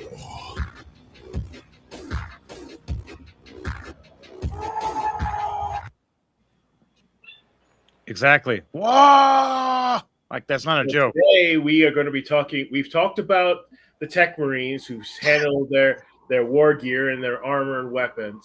We've talked about the apothecary who takes care of their bodies and their ailments. Let us talk about the ones who take care of their souls. I, of course, am talking about the chaplains. Love the chaplain. The Preach his chaplains name. are unique amongst any of them because most Space Marine chapters are atheists. So why do they need spiritual leaders? The chaplain is not just a spiritual leader. He's a morale booster. He is a morale booster. He is a therapist. He is basically there to make sure that the Space Marines in question stay loyal to the chapter. And in fact, hardcore skit for that. That's hardcore. And in fact, it is their duty that it is actually required by the Codex Astartes that if there is any type of suspicion of corruption or chaos or involvement, the Braille Bros are required to go to the chaplain, not the Inquisition. So Leandros in the first Space Marine game disobeyed to follow standing orders, which is very hypocritical. That bastard. Yep, it's just like the Dawn of War 1, where they sent the Inquisitors and the librarians instead of sending the chaplain, where they should have sent the chaplain. They didn't send the chaplain until part 2, or until at least Winter Assault. Go on. Chaplains, unlike have unique war gear than others. They have a thing called a Crozius, which is basically a battle mace, which is actually quite fascinating. Which in this case, it actually has a gravatic engine, unlike most power weapons, where it just makes a field around it and dissolves the person it disintegrates the person that they're cutting. This one actually creates a gravitational field around it. So the chaplain, when they hit you down on it, it hits you, and it feels like you're being hit by something much heavier than it actually looks. It's like me swinging a mace. I can swing a mace just as fast as someone swinging a fucking sword. And that's because of how hard I worked out and how good I am at swinging heavy objects. Imagine how fast I am with a sword. Chaplains also get a thing called a Rosius, which is actually like a little, it's like a miniature iron halo, which is like a shield generator that helps turn away some energy, some battle damage into like a big blinding flash of light. Another iconic thing that all chaplains have is the skull face helmets, which are all personally made. Those are so cool. They are also donned almost entirely in black when they're when they're not recruits. When they're in new recruits, all they have is a black shoulder pauldron and some decoration on them, so that symbolizes that they are being apprentices to the chaplaincy. Chaplains also there's actually kind of like two different types of chaplains of sorts. There's the chaplain. It depends on the situation, really, but there's one chaplain who is in with the 5th Company of the Ultramarines, who's kind of at the time they were on a Space Hulk fighting Chaos Marines, so he just kind of was raising the morale by cracking jokes, taking self-deprecation, telling them stories. It's like trying to cheer them up while they're on battle march to go fight the next fight. You know what's bad? We're talking about Warhammer, and my phone just popped up for the sites that I order things from. All Warhammer stuff now. Like, exactly Chaplain Warhammer, and it's fucking creepy. But on the other half of that is chaplain like Grimaldus of the Black Templars. Grimaldus it was more of the straightforward what you would think a chaplain would be. And his speech, his one of his most famous speeches is actually at was what made him really famous was at the Battle of Hell's Reach during the War of Armageddon. He told a speech that actually basically told them that he actually apologized to them, saying, "I am so sorry that I have to make you waste ammunition on this rabble of creatures." And he raised their morale vigorously. He yelled, "This is our city, and this is our world, and these alien freaks are not going to take our world." And he raised their morale crazily. Yeah, morale's a big thing. When you break someone's morale, they get weak real In quick. fact, after And the especially- Battle of Hell's Reach, when the city was almost completely destroyed, he was the only survivor, and he survived several days underground. And when they finally got him out, he actually was very badly hurt and carrying relics of the temple that was destroyed underneath. And that's what he eventually would be elevated to one of the highest ranking chaplains in the Black Templars. Is he the one that chanting to you in Space Marine 2? No, that's Leandros. Oh, okay, I was gonna say, I'm like, damn. And plus, fact, Grimaldus is a Black Templar, and Leandros is an Ultramarine. Okay, but once he becomes a chaplain, yeah, he actually says it at the end where he takes his helmet off and says, "I'll show you no mercy," and he just goes, "Leandros." The chaplains also one of their main duties is at the reliquary of the chapter, which is basically where the chapter keeps all of where the chapter keeps all of its sacred icons, from power weapons waiting for it to be used again to bits of armor, shell casings from specific battles. In fact, the serfs, and actually it's the job of the chaplain to actually, if the relic is lost during battle, to go and get the relic. If it's like a really important one, like a sword or something that's like iconic to the chaplain. unless they're blood ravens, they're trying to steal your shit and lie about it. No, in the case of the chaplains, they're recovering an item instead of stealing it. What if it's a raven chaplain? The chaplains usually are they do accompany their battle brothers into battle, chanting hymns and well wishes to their battle brothers. In fact, there's some cases they actually use assault classes, which we'll talk about another day, where they get jump packs on their backs and jump into battle. I just got that update on my Warhammer game, the 3rd edition for Dark Crusade, and now my chaplains and librarians both get jump packs. Which we'll talk about that another day. In fact, do you know what the funniest thing about the chaplain is? The chaplaincy started during the Great Crusade, just before the Horus Heresy. It was after the conference at Nicaea when they banned librarians. Malkador knew that a lot of the particularly the Primarchs were probably going to defy the edict, and he with the blessing of the Emperor, with the Emperor's using his authority as the second in command of the Imperium, he set up the chaplaincy specifically ironically using the word bearers as the template,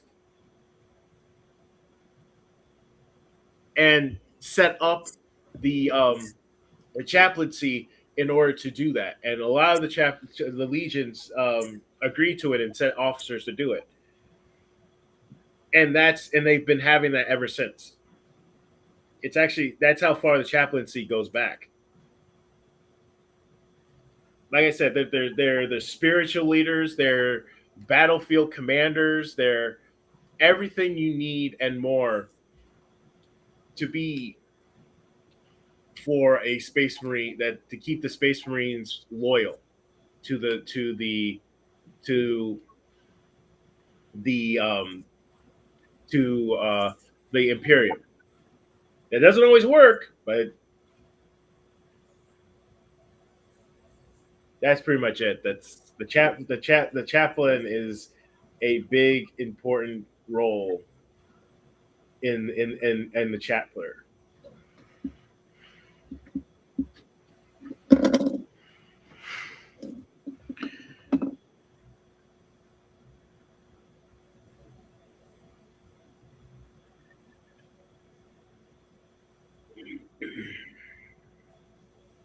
All right, so for Warhammer, I would like to ask everybody here, what is your favorite chapters? You can choose the two or at least classes or races.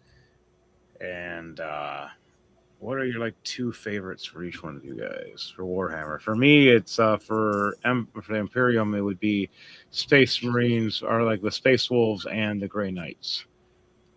I like the Imperial Guard. Just the idea of just regular, ordinary humans going facing the horrors of the galaxy, from orcs to Eldar, and just like some of the like my favorite all time like Imperial Guard is the 10 at first and only. Yeah, like Imperial Guard do have that so much ass during the Sabbath Wars. They were like pretty much pinnacle to the success of the Sabbath Wars. Yeah, because the Space Marines, like, they have all these advantages and all these super techs and stuff. The Imperial Guard are literally just men. Some get super serums. Yeah, men, women, soldiers. Some are like furry people. Some are the Orgrins. But nonetheless, the Imperial Guard, like, they don't have as much power in some ways. They have more numbers, but they have a better artillery at distance than almost anybody in any of the Warhammer games. When you notice there's artillery for Warhammer or for the Imperial Guard, you're screwed. Especially if the Krieg are running at you. You have a whole squad of Krieg with artillery firing. They're like, keep firing artillery. Get your bayonets and your shovels ready. What do you mean keep going with the artillery? We're still running through the artillery. And they will. But I love my second favorite is got to probably be, I would have to go with the Space Wolves too. I like the Space Wolves. Yeah, Space But Wolves. I also like the Ultramarines too, because they're the main reason why the Space Marines survived as long as they did. And they're the ones that most everybody compares to as the best. Well, they're also the most stable. Yeah, because they didn't get corrupted by chaos. Thunderbase and Dom, what are your guys' two favorites for the Imperium of Man? We'll go into other races later, but just the Imperium of Man, you know. Just for today. Yeah. Well, you have your choice between the Titanicus, the Mechanicus, the Imperial Guard, the Space Marines, Custodes. You have the Grey Knights, because Grey Knights are really a class in and of themselves. Yeah, that's why I chose Grey Knights separate from Space Wolves. The Sisters of Silence, the Sisters of Battle. What else is there? Commanders. That's a chapter. That's its legion. I'm thinking like straight faction. From the mecha side of things, it will always be a mechanicist. I can see Dom as a mechanicus, but Thunderbase I can see as a Custodes or as a what's the other one? Astades. But to be honest, why I think of mechanicus is because it's to me it feels like it's a thing about when it comes to machinery with momentum and movement. It's kind of like in a Gundam sense. Yeah, Mechanicus. Yeah, Mechanicus. Titan legions. Yeah, they work on the Mars. All right, Thunderbase, what was yours? Like I said, I think he's good at Custodes. Yeah, I can't hear you. Okay, his mic must have went out, or he's muted accidentally. On that note, You got it all situated? Yep.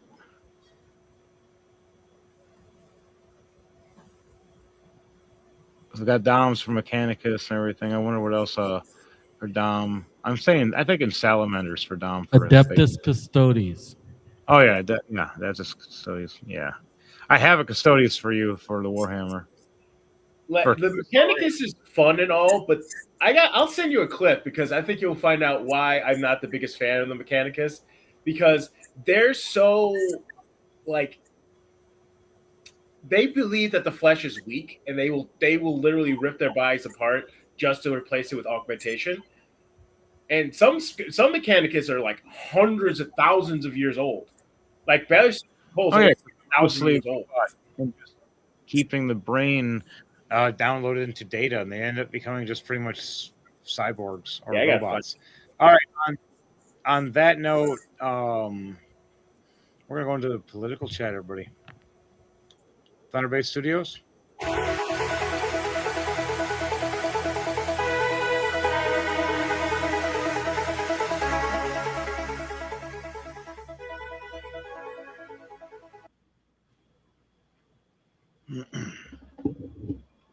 All right, guys, girls and squirrels. We are the Purple People Party, for the people, by the people, of the people. So instead of a elephant or a rhino, or instead of a donkey or a weasel, we have the American bald eagle, the free brave bird, as well as the llama. Riding a llama. Yeah. And on that, though, where we have the left and the right, red and blue, we are purple. As what happens when you mix red, white, and blue, you get a purple to a violet purple. And we believe in the American way more than anything. And we believe in discipline, honor, respect, loyalty, trust, love, and death. And we believe in term limits. We believe in doing things properly and double checking votes, making sure there's actual like voter registration ID, like identification that you actually registered as a real person. Here's your number. You get to vote once, and once that code pops up again, you can't vote again. And if they have a second one pop up, they investigate it. Like, I am for that when it comes to politics. I believe in term limits for almost everything for the government, and they should seriously be at that at one point, and to reform and or have people check the systems and why everything is so damn slow. On that note, let's check up with the first video. This is Cyber Dingo. This guy is really awesome. He is a ex-Muslim that lives in Australia that has to wear a mask to cover his face most times because people threaten his life for being an ex-Muslim because he's an apostate to their religion. Because in their religion, if you leave their religion, it states to kill you. That's not a joke. Don't lie about it. Don't takia me. Look it up, people. On that note, hit it, Thunderbase.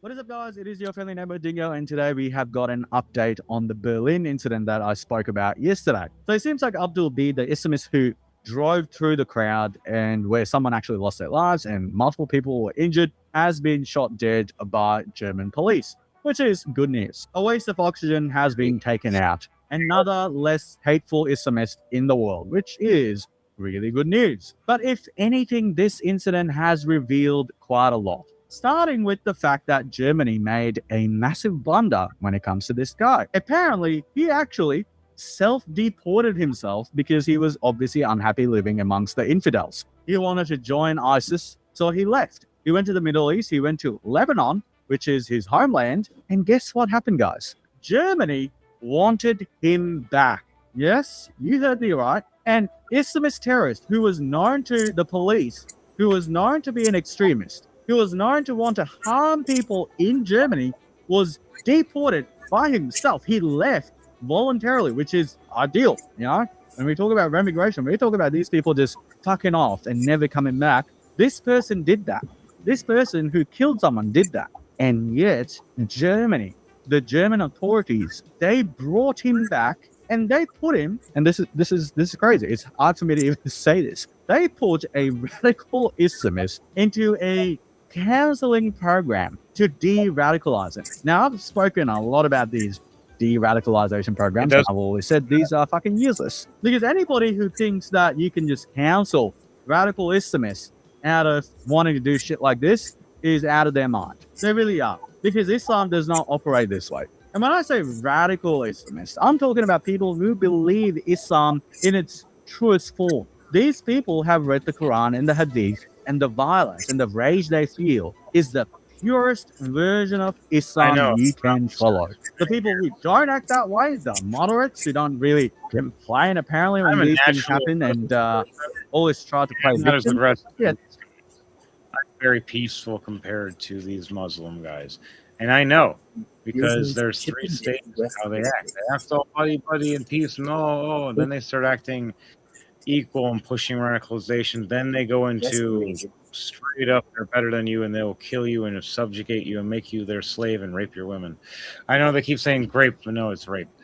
I know. I used to joke, I'm going to grape you, but in no reality, no, you don't do this stuff. It's wrong. It's bad. Okay. Unless that's. Hey, we're not getting monetized right now anyway, so it doesn't really matter. Yeah, so Captain, go eat a dick. But yeah. Like it doesn't matter. Like we'll be monetized one day. Where me and Llama are working on things on our side to get things going to relieve Thunderbase of stress and trying to help out. And we're also trying to get everything going. Once we get the studio fully up and running, you guys are going to see some crazy, chaotic shit. You're gonna have Thunderbase in here jamming out. You're gonna have us.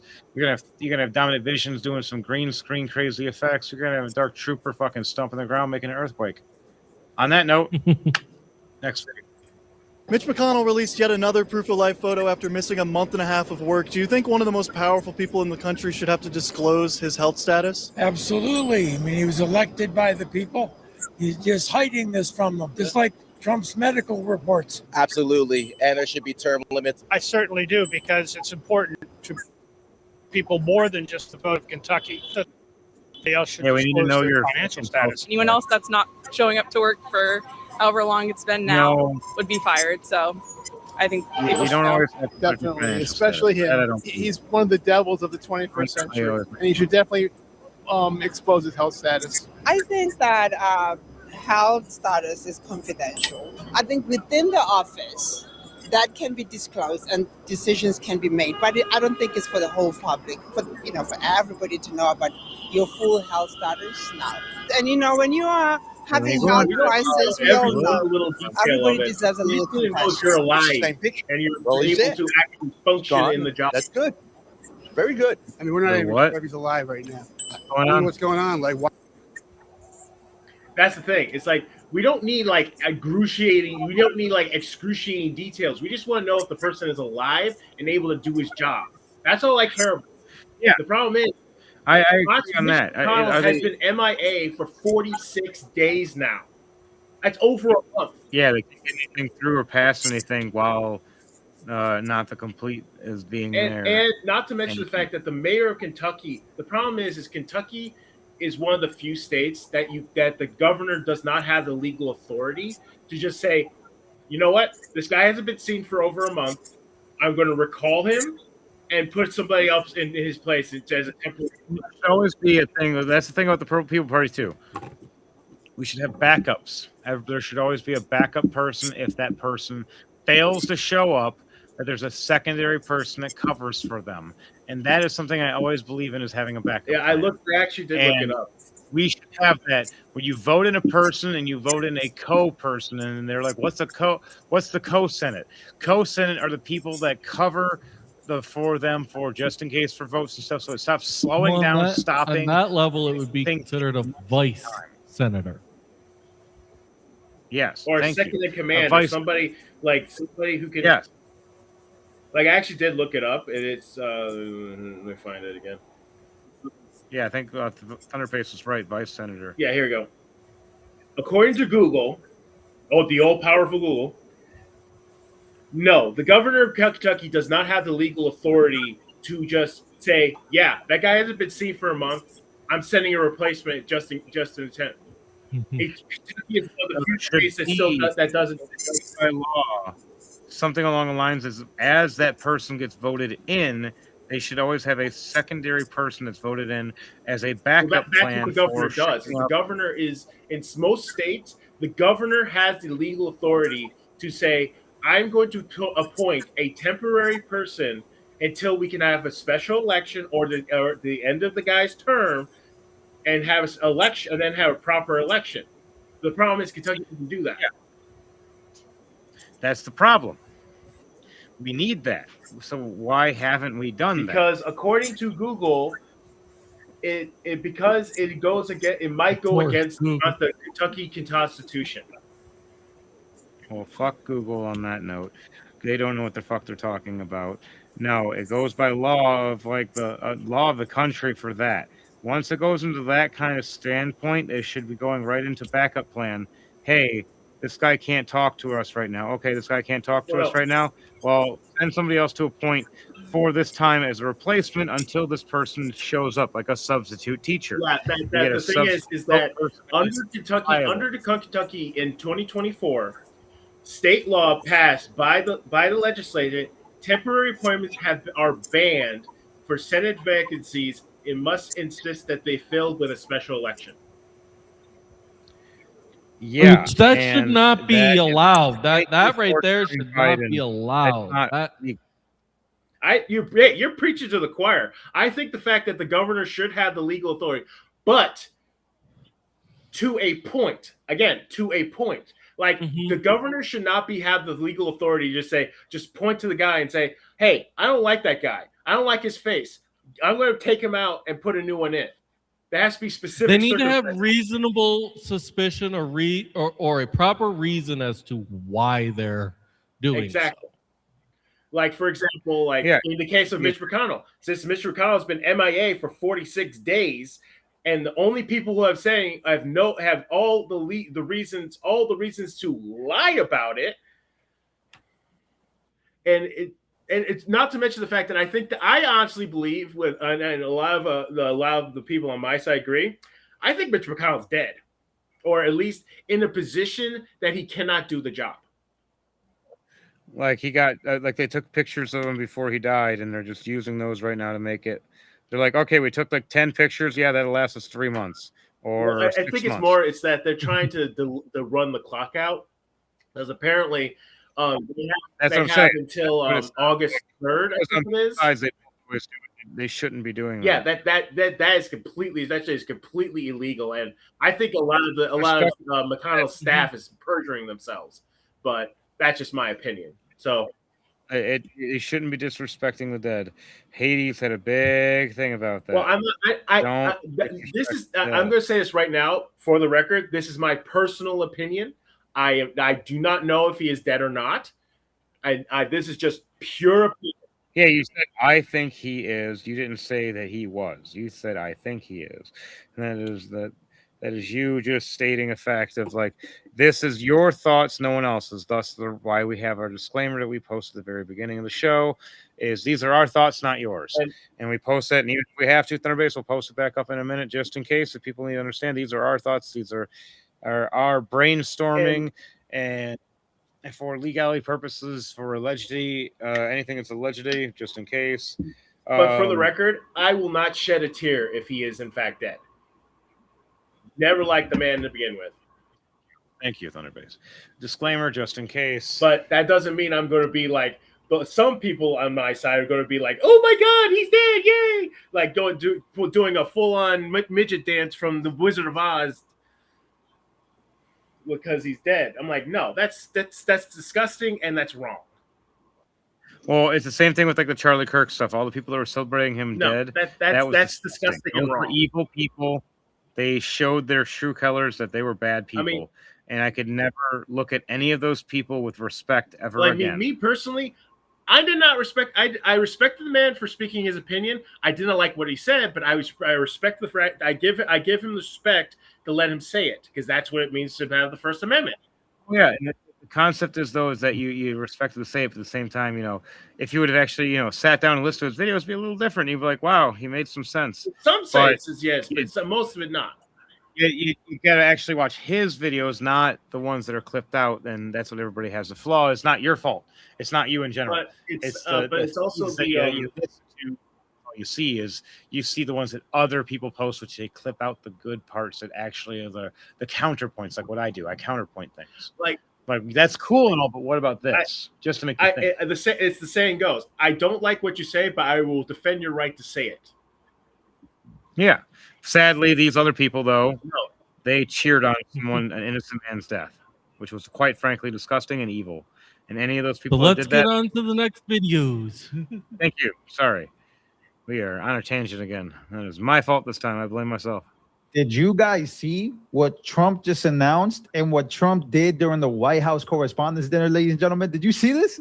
We are all doing good together. That's why tonight, to show just how much I care about the press, and I want to save your ratings, I'm pleased to announce my intention to, and this is somewhat of a scoop, my intention to run for a fourth term as president of the United States. I will be doing that. I will be having an official. In fact, I think I have. No, he's not actually doing it. I won 3 times. For one thing, he's probably going to be He's dead in a not couple gonna do years it anyway. again. This is to sell merch and talk shit. That's literally what this is. I don't take it seriously anyway. You can't run even if you wanted to. I'm getting very good at running for president. No, I Constitution won is 3 very times. Did very clear well about the second time, by the way. Election, but we'll have to Well, that's talk only about because it. the Democrats It's know it's interesting when you come back and you do a good job. No, like it's more you did, because they you don't care about it so much, but we do have to tighten up these elections because it really he ran for 4 consecutive terms, and Trump can technically run as long as he runs for a different party. And he so if he ran for Purple Party, it's a different story. I don't think he originally ran Democrat. You got to remember that. He ran Democrat. However, him bringing out that Trump hat that says Trump 2028 literally makes another prophecy true that the Simpsons had. Simpsons. If And you technically, remember, in all actuality, during one of the Treehouse of Horror episodes, Homer is dressed up as Bender and he opens up his chest plate and reveals a Trump 2028 pin.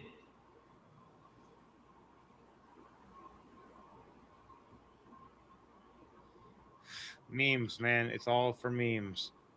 And I just think it's funny because he's trolling it. He even jokes about it and even says it after, because that's the thing they're probably going to clip out right here. Is he even says, because I listened to this whole speech. I watched this whole thing. Mm-hmm. I've been every day. I've been checking on him to make sure and listening on like every live video to make sure he's talking with straight mind and course. And then I go and check everybody else is talking to him and they're clipping him out. And I'm like, guys, you're doing this deliberately to make him look bad. So just let him speak. Not hard, really not hard. Okay, but oh my god! So if you, I'm speechless. I don't even know what to say about that because he just trolled the media he trolls the media like no tomorrow. Yes.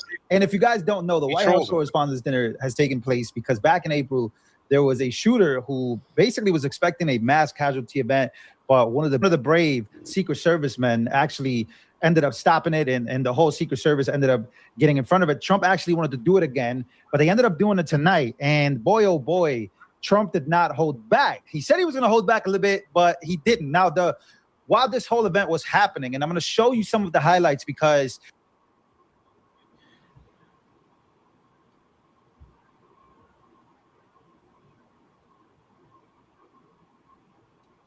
whoops.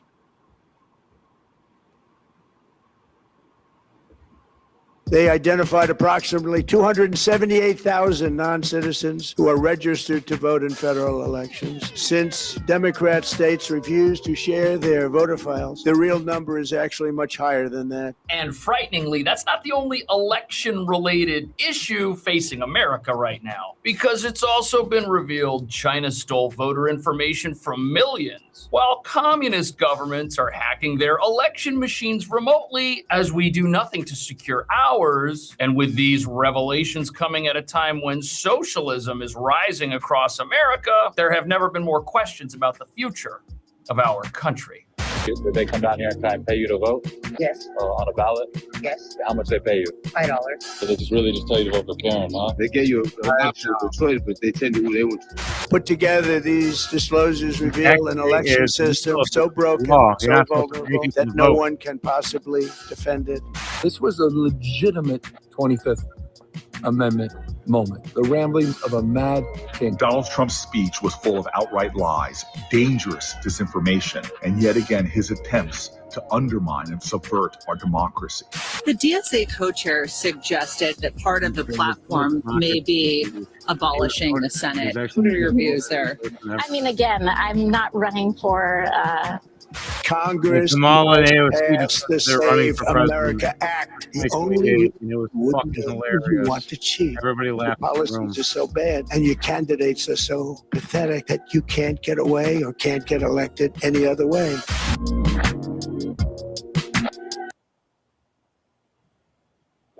Which I think is not going to happen. There's no fucking way Kamala Harris and AOC are going to win. Especially against Rubio. Rubio! Yeah, no, there's fucking memes about that.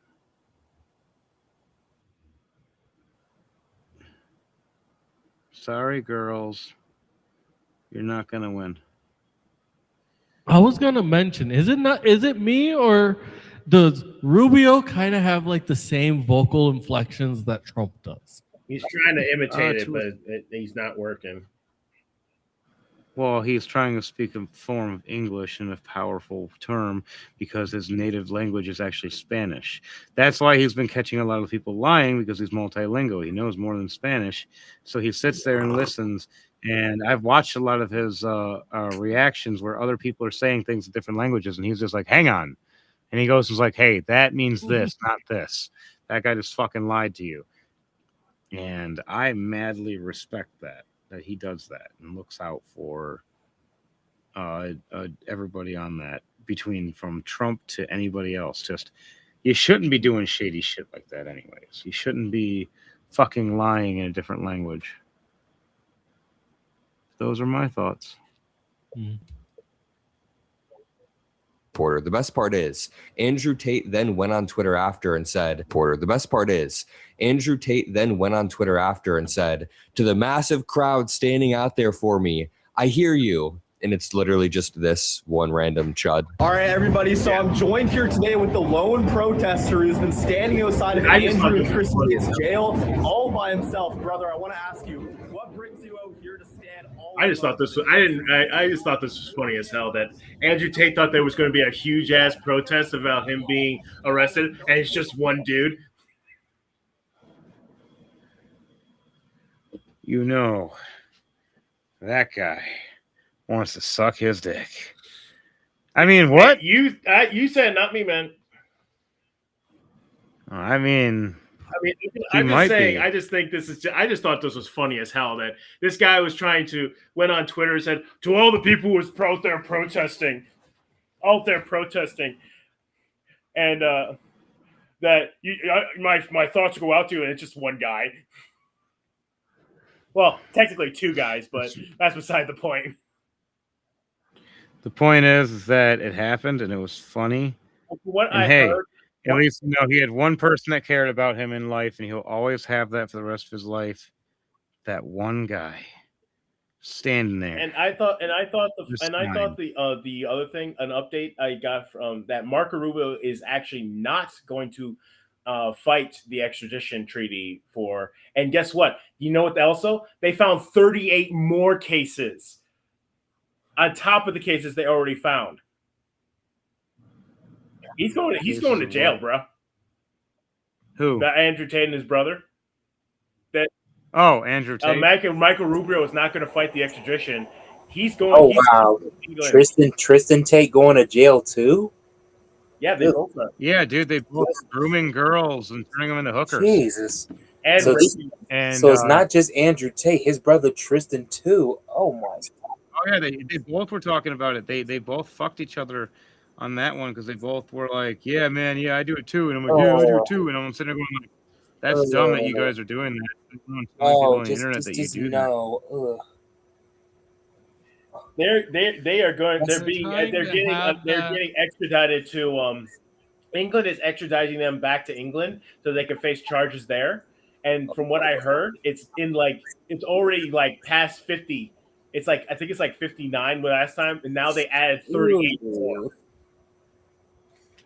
They're going to be in jail until they die. Oh, whoa. That's what happens when you're nasty. Yes. All right, Thunderbase, hit it. Well, to be honest, I think they should go to Romania, but that's my opinion. I think public execution. Underneath me is really this hidden world. In El Paso, they have this extensive storm drain system, but the cartel uses it to smuggle illegal migrants from Mexico into the U.S. So predictably, if you wall off the southern border, criminals are going to try to dig under it. And beneath the earth, America's got drains and tunnels that lead from the border to other places, acting as a passageway for illegal operations run by cartels and gangs, who, as you're about to see America's socialists want to enable for a very frightening reason. We're about 1.5 miles from Mexico. It takes smugglers and illegal migrants about 45 minutes to an hour to get through here. And to give some perspective, it's hot, it's dark here, and the air quality is not great. Masked agents violate the Constitution and visit terror upon our neighbors. They arrive as if atop a pale horse, and they leave a path of wreckage in their wake. We must abolish ICE. ICE has nothing to do No, you're a with dumbass. immigration. Don't apologize. ICE has nothing to do with the southern border.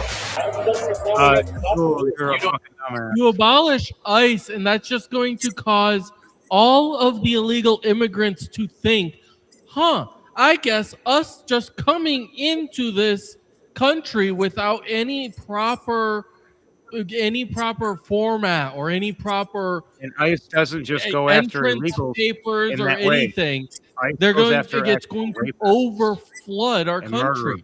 and thus, in truth, we will no Look up longer your be America. We will be Like- whatever country chooses to invade. Yep, and that's the point. You're supposed to have borders. You know, we're the only country that did that. The only other country that did that was Europe, and they fucked themselves when they did it.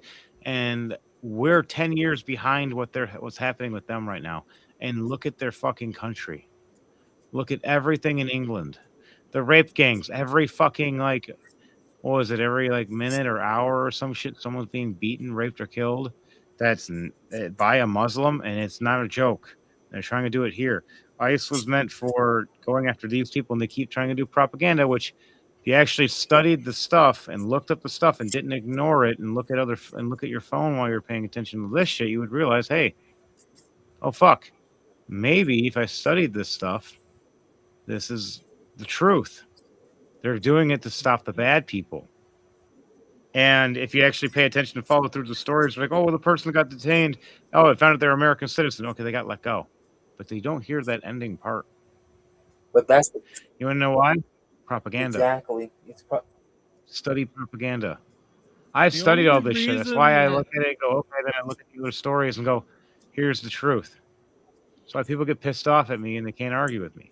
And you try to The only argue with reason me, that ICE is being looked at badly is because the moments that everyone keeps showing on camera, keeps showing on social media, on YouTube, is them surrounded by a group of people that are trying to impede their Yep, job. and they're getting fucking They are job up. trying to get someone who has a warrant out or is a documented illegal immigrant or a pedo or a Yeah. rapist. And that's what and it is. And that's the usually- thing. People are smiling and laughing and going, haha, no, they're not. I'm like, okay, why don't you look them up?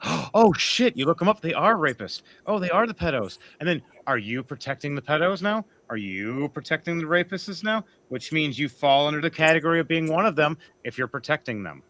Yeah, it doesn't. If you're It doesn't protecting end up as a bad are- takedown when there's not a whole group of people. I saw this video where it showed this ICE officer pulling over another person because they had a warrant out for them.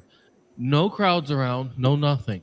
They got her in handcuffs, shipped her off, and it was peaceful. Peaceful as can be. Yep, She no knew problem, no she issue. knew why she was going because she had already had a deportation letter sent But out. then there's Discord, and then there's these crazy social justice nut jobs that are using Discord and Blue Sky and everything else to connect and be like, hey guys, this, and this, and hey, I say I only have one social media, and actually I have 10, but they're only social justice-y. And I sit there and go, that's fucking creepy. And I study and pay attention and give people little hints when I start paying attention to who the fuck's the Antifa, who the fuck the terrorists are.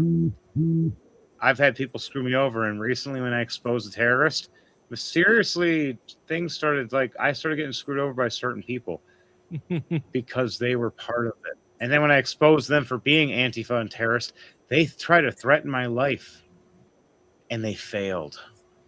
Literally Because put they're bullets cowards. literally put bullets underneath your house directly under your bed. They don't got shit on me now. They can't do shit to me. I fucking see everything now. And by the time I do, I got plenty of rounds to defend myself from anybody trying to kill me again. Or my family, you evil demons and heretics. Purge the unclean. Purge the heretic.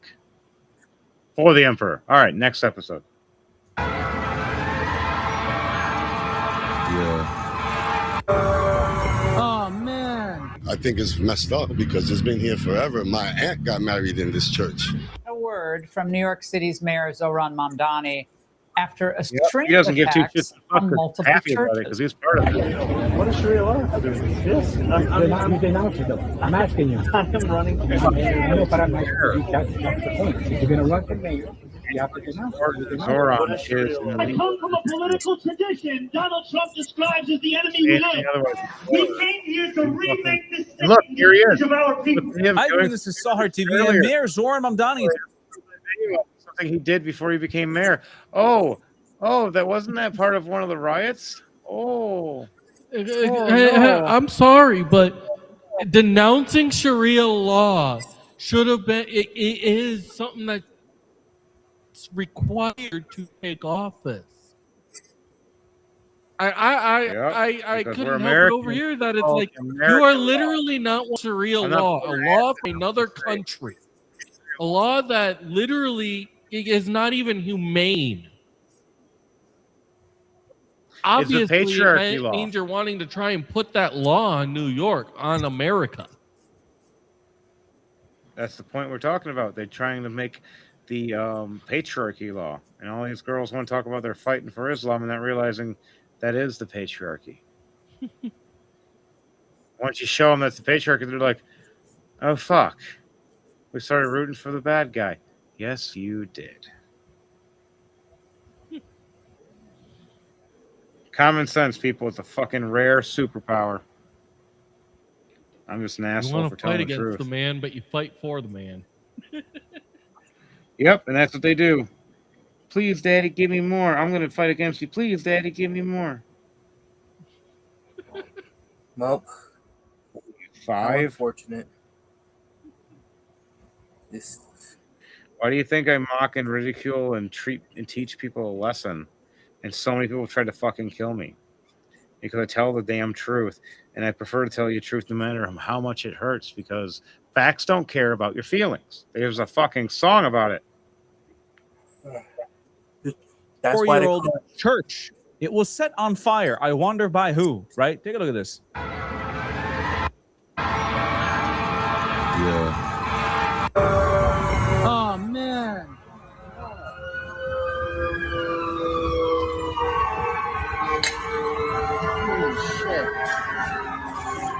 And we also have this attempt to light a church on fire.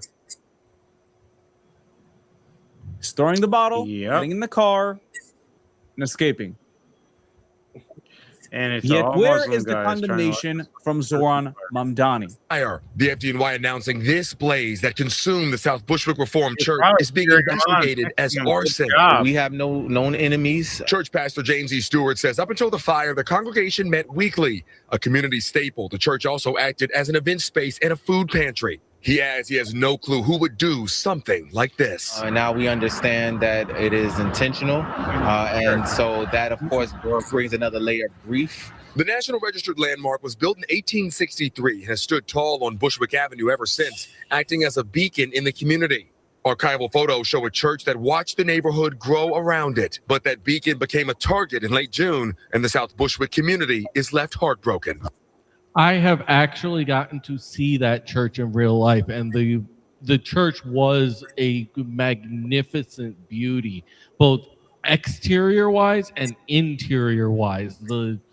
The craftsmanship and everything that went into building that church, immaculate. Sad to see it. Yeah, and people want to destroy someone's beliefs because they're against religion is a dumbass. I'm an anarchist. I want to do no. I studied all that shit. Anarchy always leads someone to Jesus. You're going to go to God in that way, or you're going to go to hell. You laugh all you want until you be a person that died like me and seen heaven and seen hell and knows that it's fucking real. It's terrifying. Okay. Barron Trump has some questions that he's going to have to answer eventually, and he's likely going to have to do it under oath in front of the House Oversight Committee. Democratic Representative Yasemin Ansari has sent a letter to House Oversight Committee Chairman James Comer urging him to haul Barron Trump in front of the committee and force him to answer some very difficult and unpleasant questions about his relationship with Andrew and Tristan Tate, the two manosphere influencers who were, of course, recently arrested in Florida by federal agents and are facing extradition to the United Kingdom, where they just actually revealed 38 more charges against those two pieces of human garbage. But Barron was a huge fan of them. And even after their arrest in Romania in 2022, Barron was still very close to them. In fact, in 2024, Barron was known to have been on a FaceTime call with them. So according to the letter that Rari sent James Comer, she said, quote, I urge you to swiftly open an investigation into the Tate brothers' coordination and extensive relationships with members of the president's orbit, including his son, Barron Trump. She urged the committee to investigate whether back-channel communications between the Tate brothers, presidential advisors, and members of the first family, such as Barron Trump, influenced official actions or administration policy regarding criminal prosecution and investigation of the brothers or international law enforcement cooperation. The committee must learn from Barron Trump about his knowledge of the Tate brothers' crimes, if he had any involvement whatsoever, and if he communicated with members of his father's administration or the president himself regarding the legal proceedings. Oh, wow. So all I gotta ask is there any proof of them actually hanging out, meeting up, or anything? That's if what I it's was just going to say. That doesn't necessarily prove he has any involvement in what they were doing. And literally, it literally just sounds like they're trying anything they can to connect any dots from the Tate brothers to the Trumps. That's literally all it sounds like. They're just trying to pry. Yeah. There's a lot of lawyer lingo that he was saying. In my opinion, it just doesn't add up. He was saying vague terms. It's just a piggyback. This is a piggyback thing to me that referring back what Thunderbase was saying, because they're just trying to find some kind of piece of President Trump is not against something they don't like, the one they don't like. Like, how is that? Where's the evidence? Where's the proof? If you have proof, please show it. Just because Barron Trump has shown to have a friendship with them doesn't necessarily mean that he is involved in what they were doing. Exactly. Yeah, they're doing this shit way before any of that anyways. That's why why we're asking where the heck is the proof at? I mean, really. That's what I'm saying. Like, vague terms is one thing. Why do you think he was talking in lawyer speak mostly? Because he knew that if he said certain things that would justify you need proof, he would You're getting arrested Yeah, right now. kind of a little late for that. He gave that away almost instantly. Yeah. Mm. All right, let's check out the Benny Hanna show. President Trump is not happy. He was at Lindsey Graham's funeral yesterday after meeting with Bibi Netanyahu and Volodymyr Zelensky. The leaders of the world were sitting in the church in National Cathedral, Washington, D.C., and Iran launched ballistic missiles at our Air Force Base. Again, this is the same Air Force Base where they were able to kill 4 service members. Those ballistic missiles were all shot out of the sky, thank God. But it wasn't a pretty picture. It was obviously to send a message to Donald Trump to try and control the terms of what's actually happening in the Middle East. And here's the messy shoot-downs last night. I only say messy because, well, Trump is pissed about all of this. And it seems like things are about to get messy. Trump told Fox News he's going to beat the effing S out of Iran. We're all adults here and we can read. Try not to curse that much on the show, but here we go. Yeah, no kidding. Considering the fact he told them, he flat out told them he's being nice by not dropping the sun on them. They're literally asking him to drop the sun. Yeah, they're pushing buttons. Iran doesn't realize they're fucking up. Because guess what? Guess who they're not attacking right now? America and Israel. But they're attacking everybody else. Like rabid dogs. They're just attacking anybody and everybody to cause terrorism because they're, I don't know, terrorist? That's the definition of fucking terrorism. You want to talk about breaking international law? That's breaking international law. Doesn't exist. Dropping mines in the ocean. What in the a Hormuz is law breaking international is that law. that is held up around all countries. That is all that means. There's no actual international law enforcement. If we want to really get to it, then the actual international law enforcement would be America. Hey, calling the international law police. Yeah, hey, Trump, the fuck? Yeah, you need how many ships over there? No one touches our beautiful boats. Oh, they see the fucking sun. They know the rules. Don't touch our boats. All right, send the sun. Yeah, sometimes twice. I'm sorry, I had to. But it's true. Facts are facts. Math is math. Like, straight up. Look it up. Look up history. Look at who's been starting this war for the past 7 years and the past 1,400 plus years. Who's been starting wars and losing?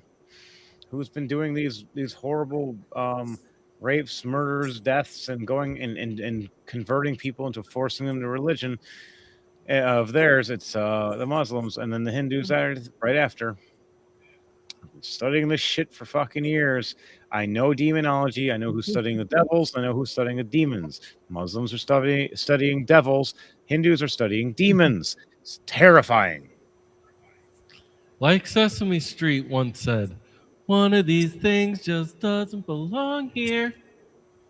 Which one is it? Is it the nice white woman? Is it the nice black woman? Is it the nice Latina woman? Or is it the woman in the burqa? Well, she took care of herself. All right, kids, see you next week.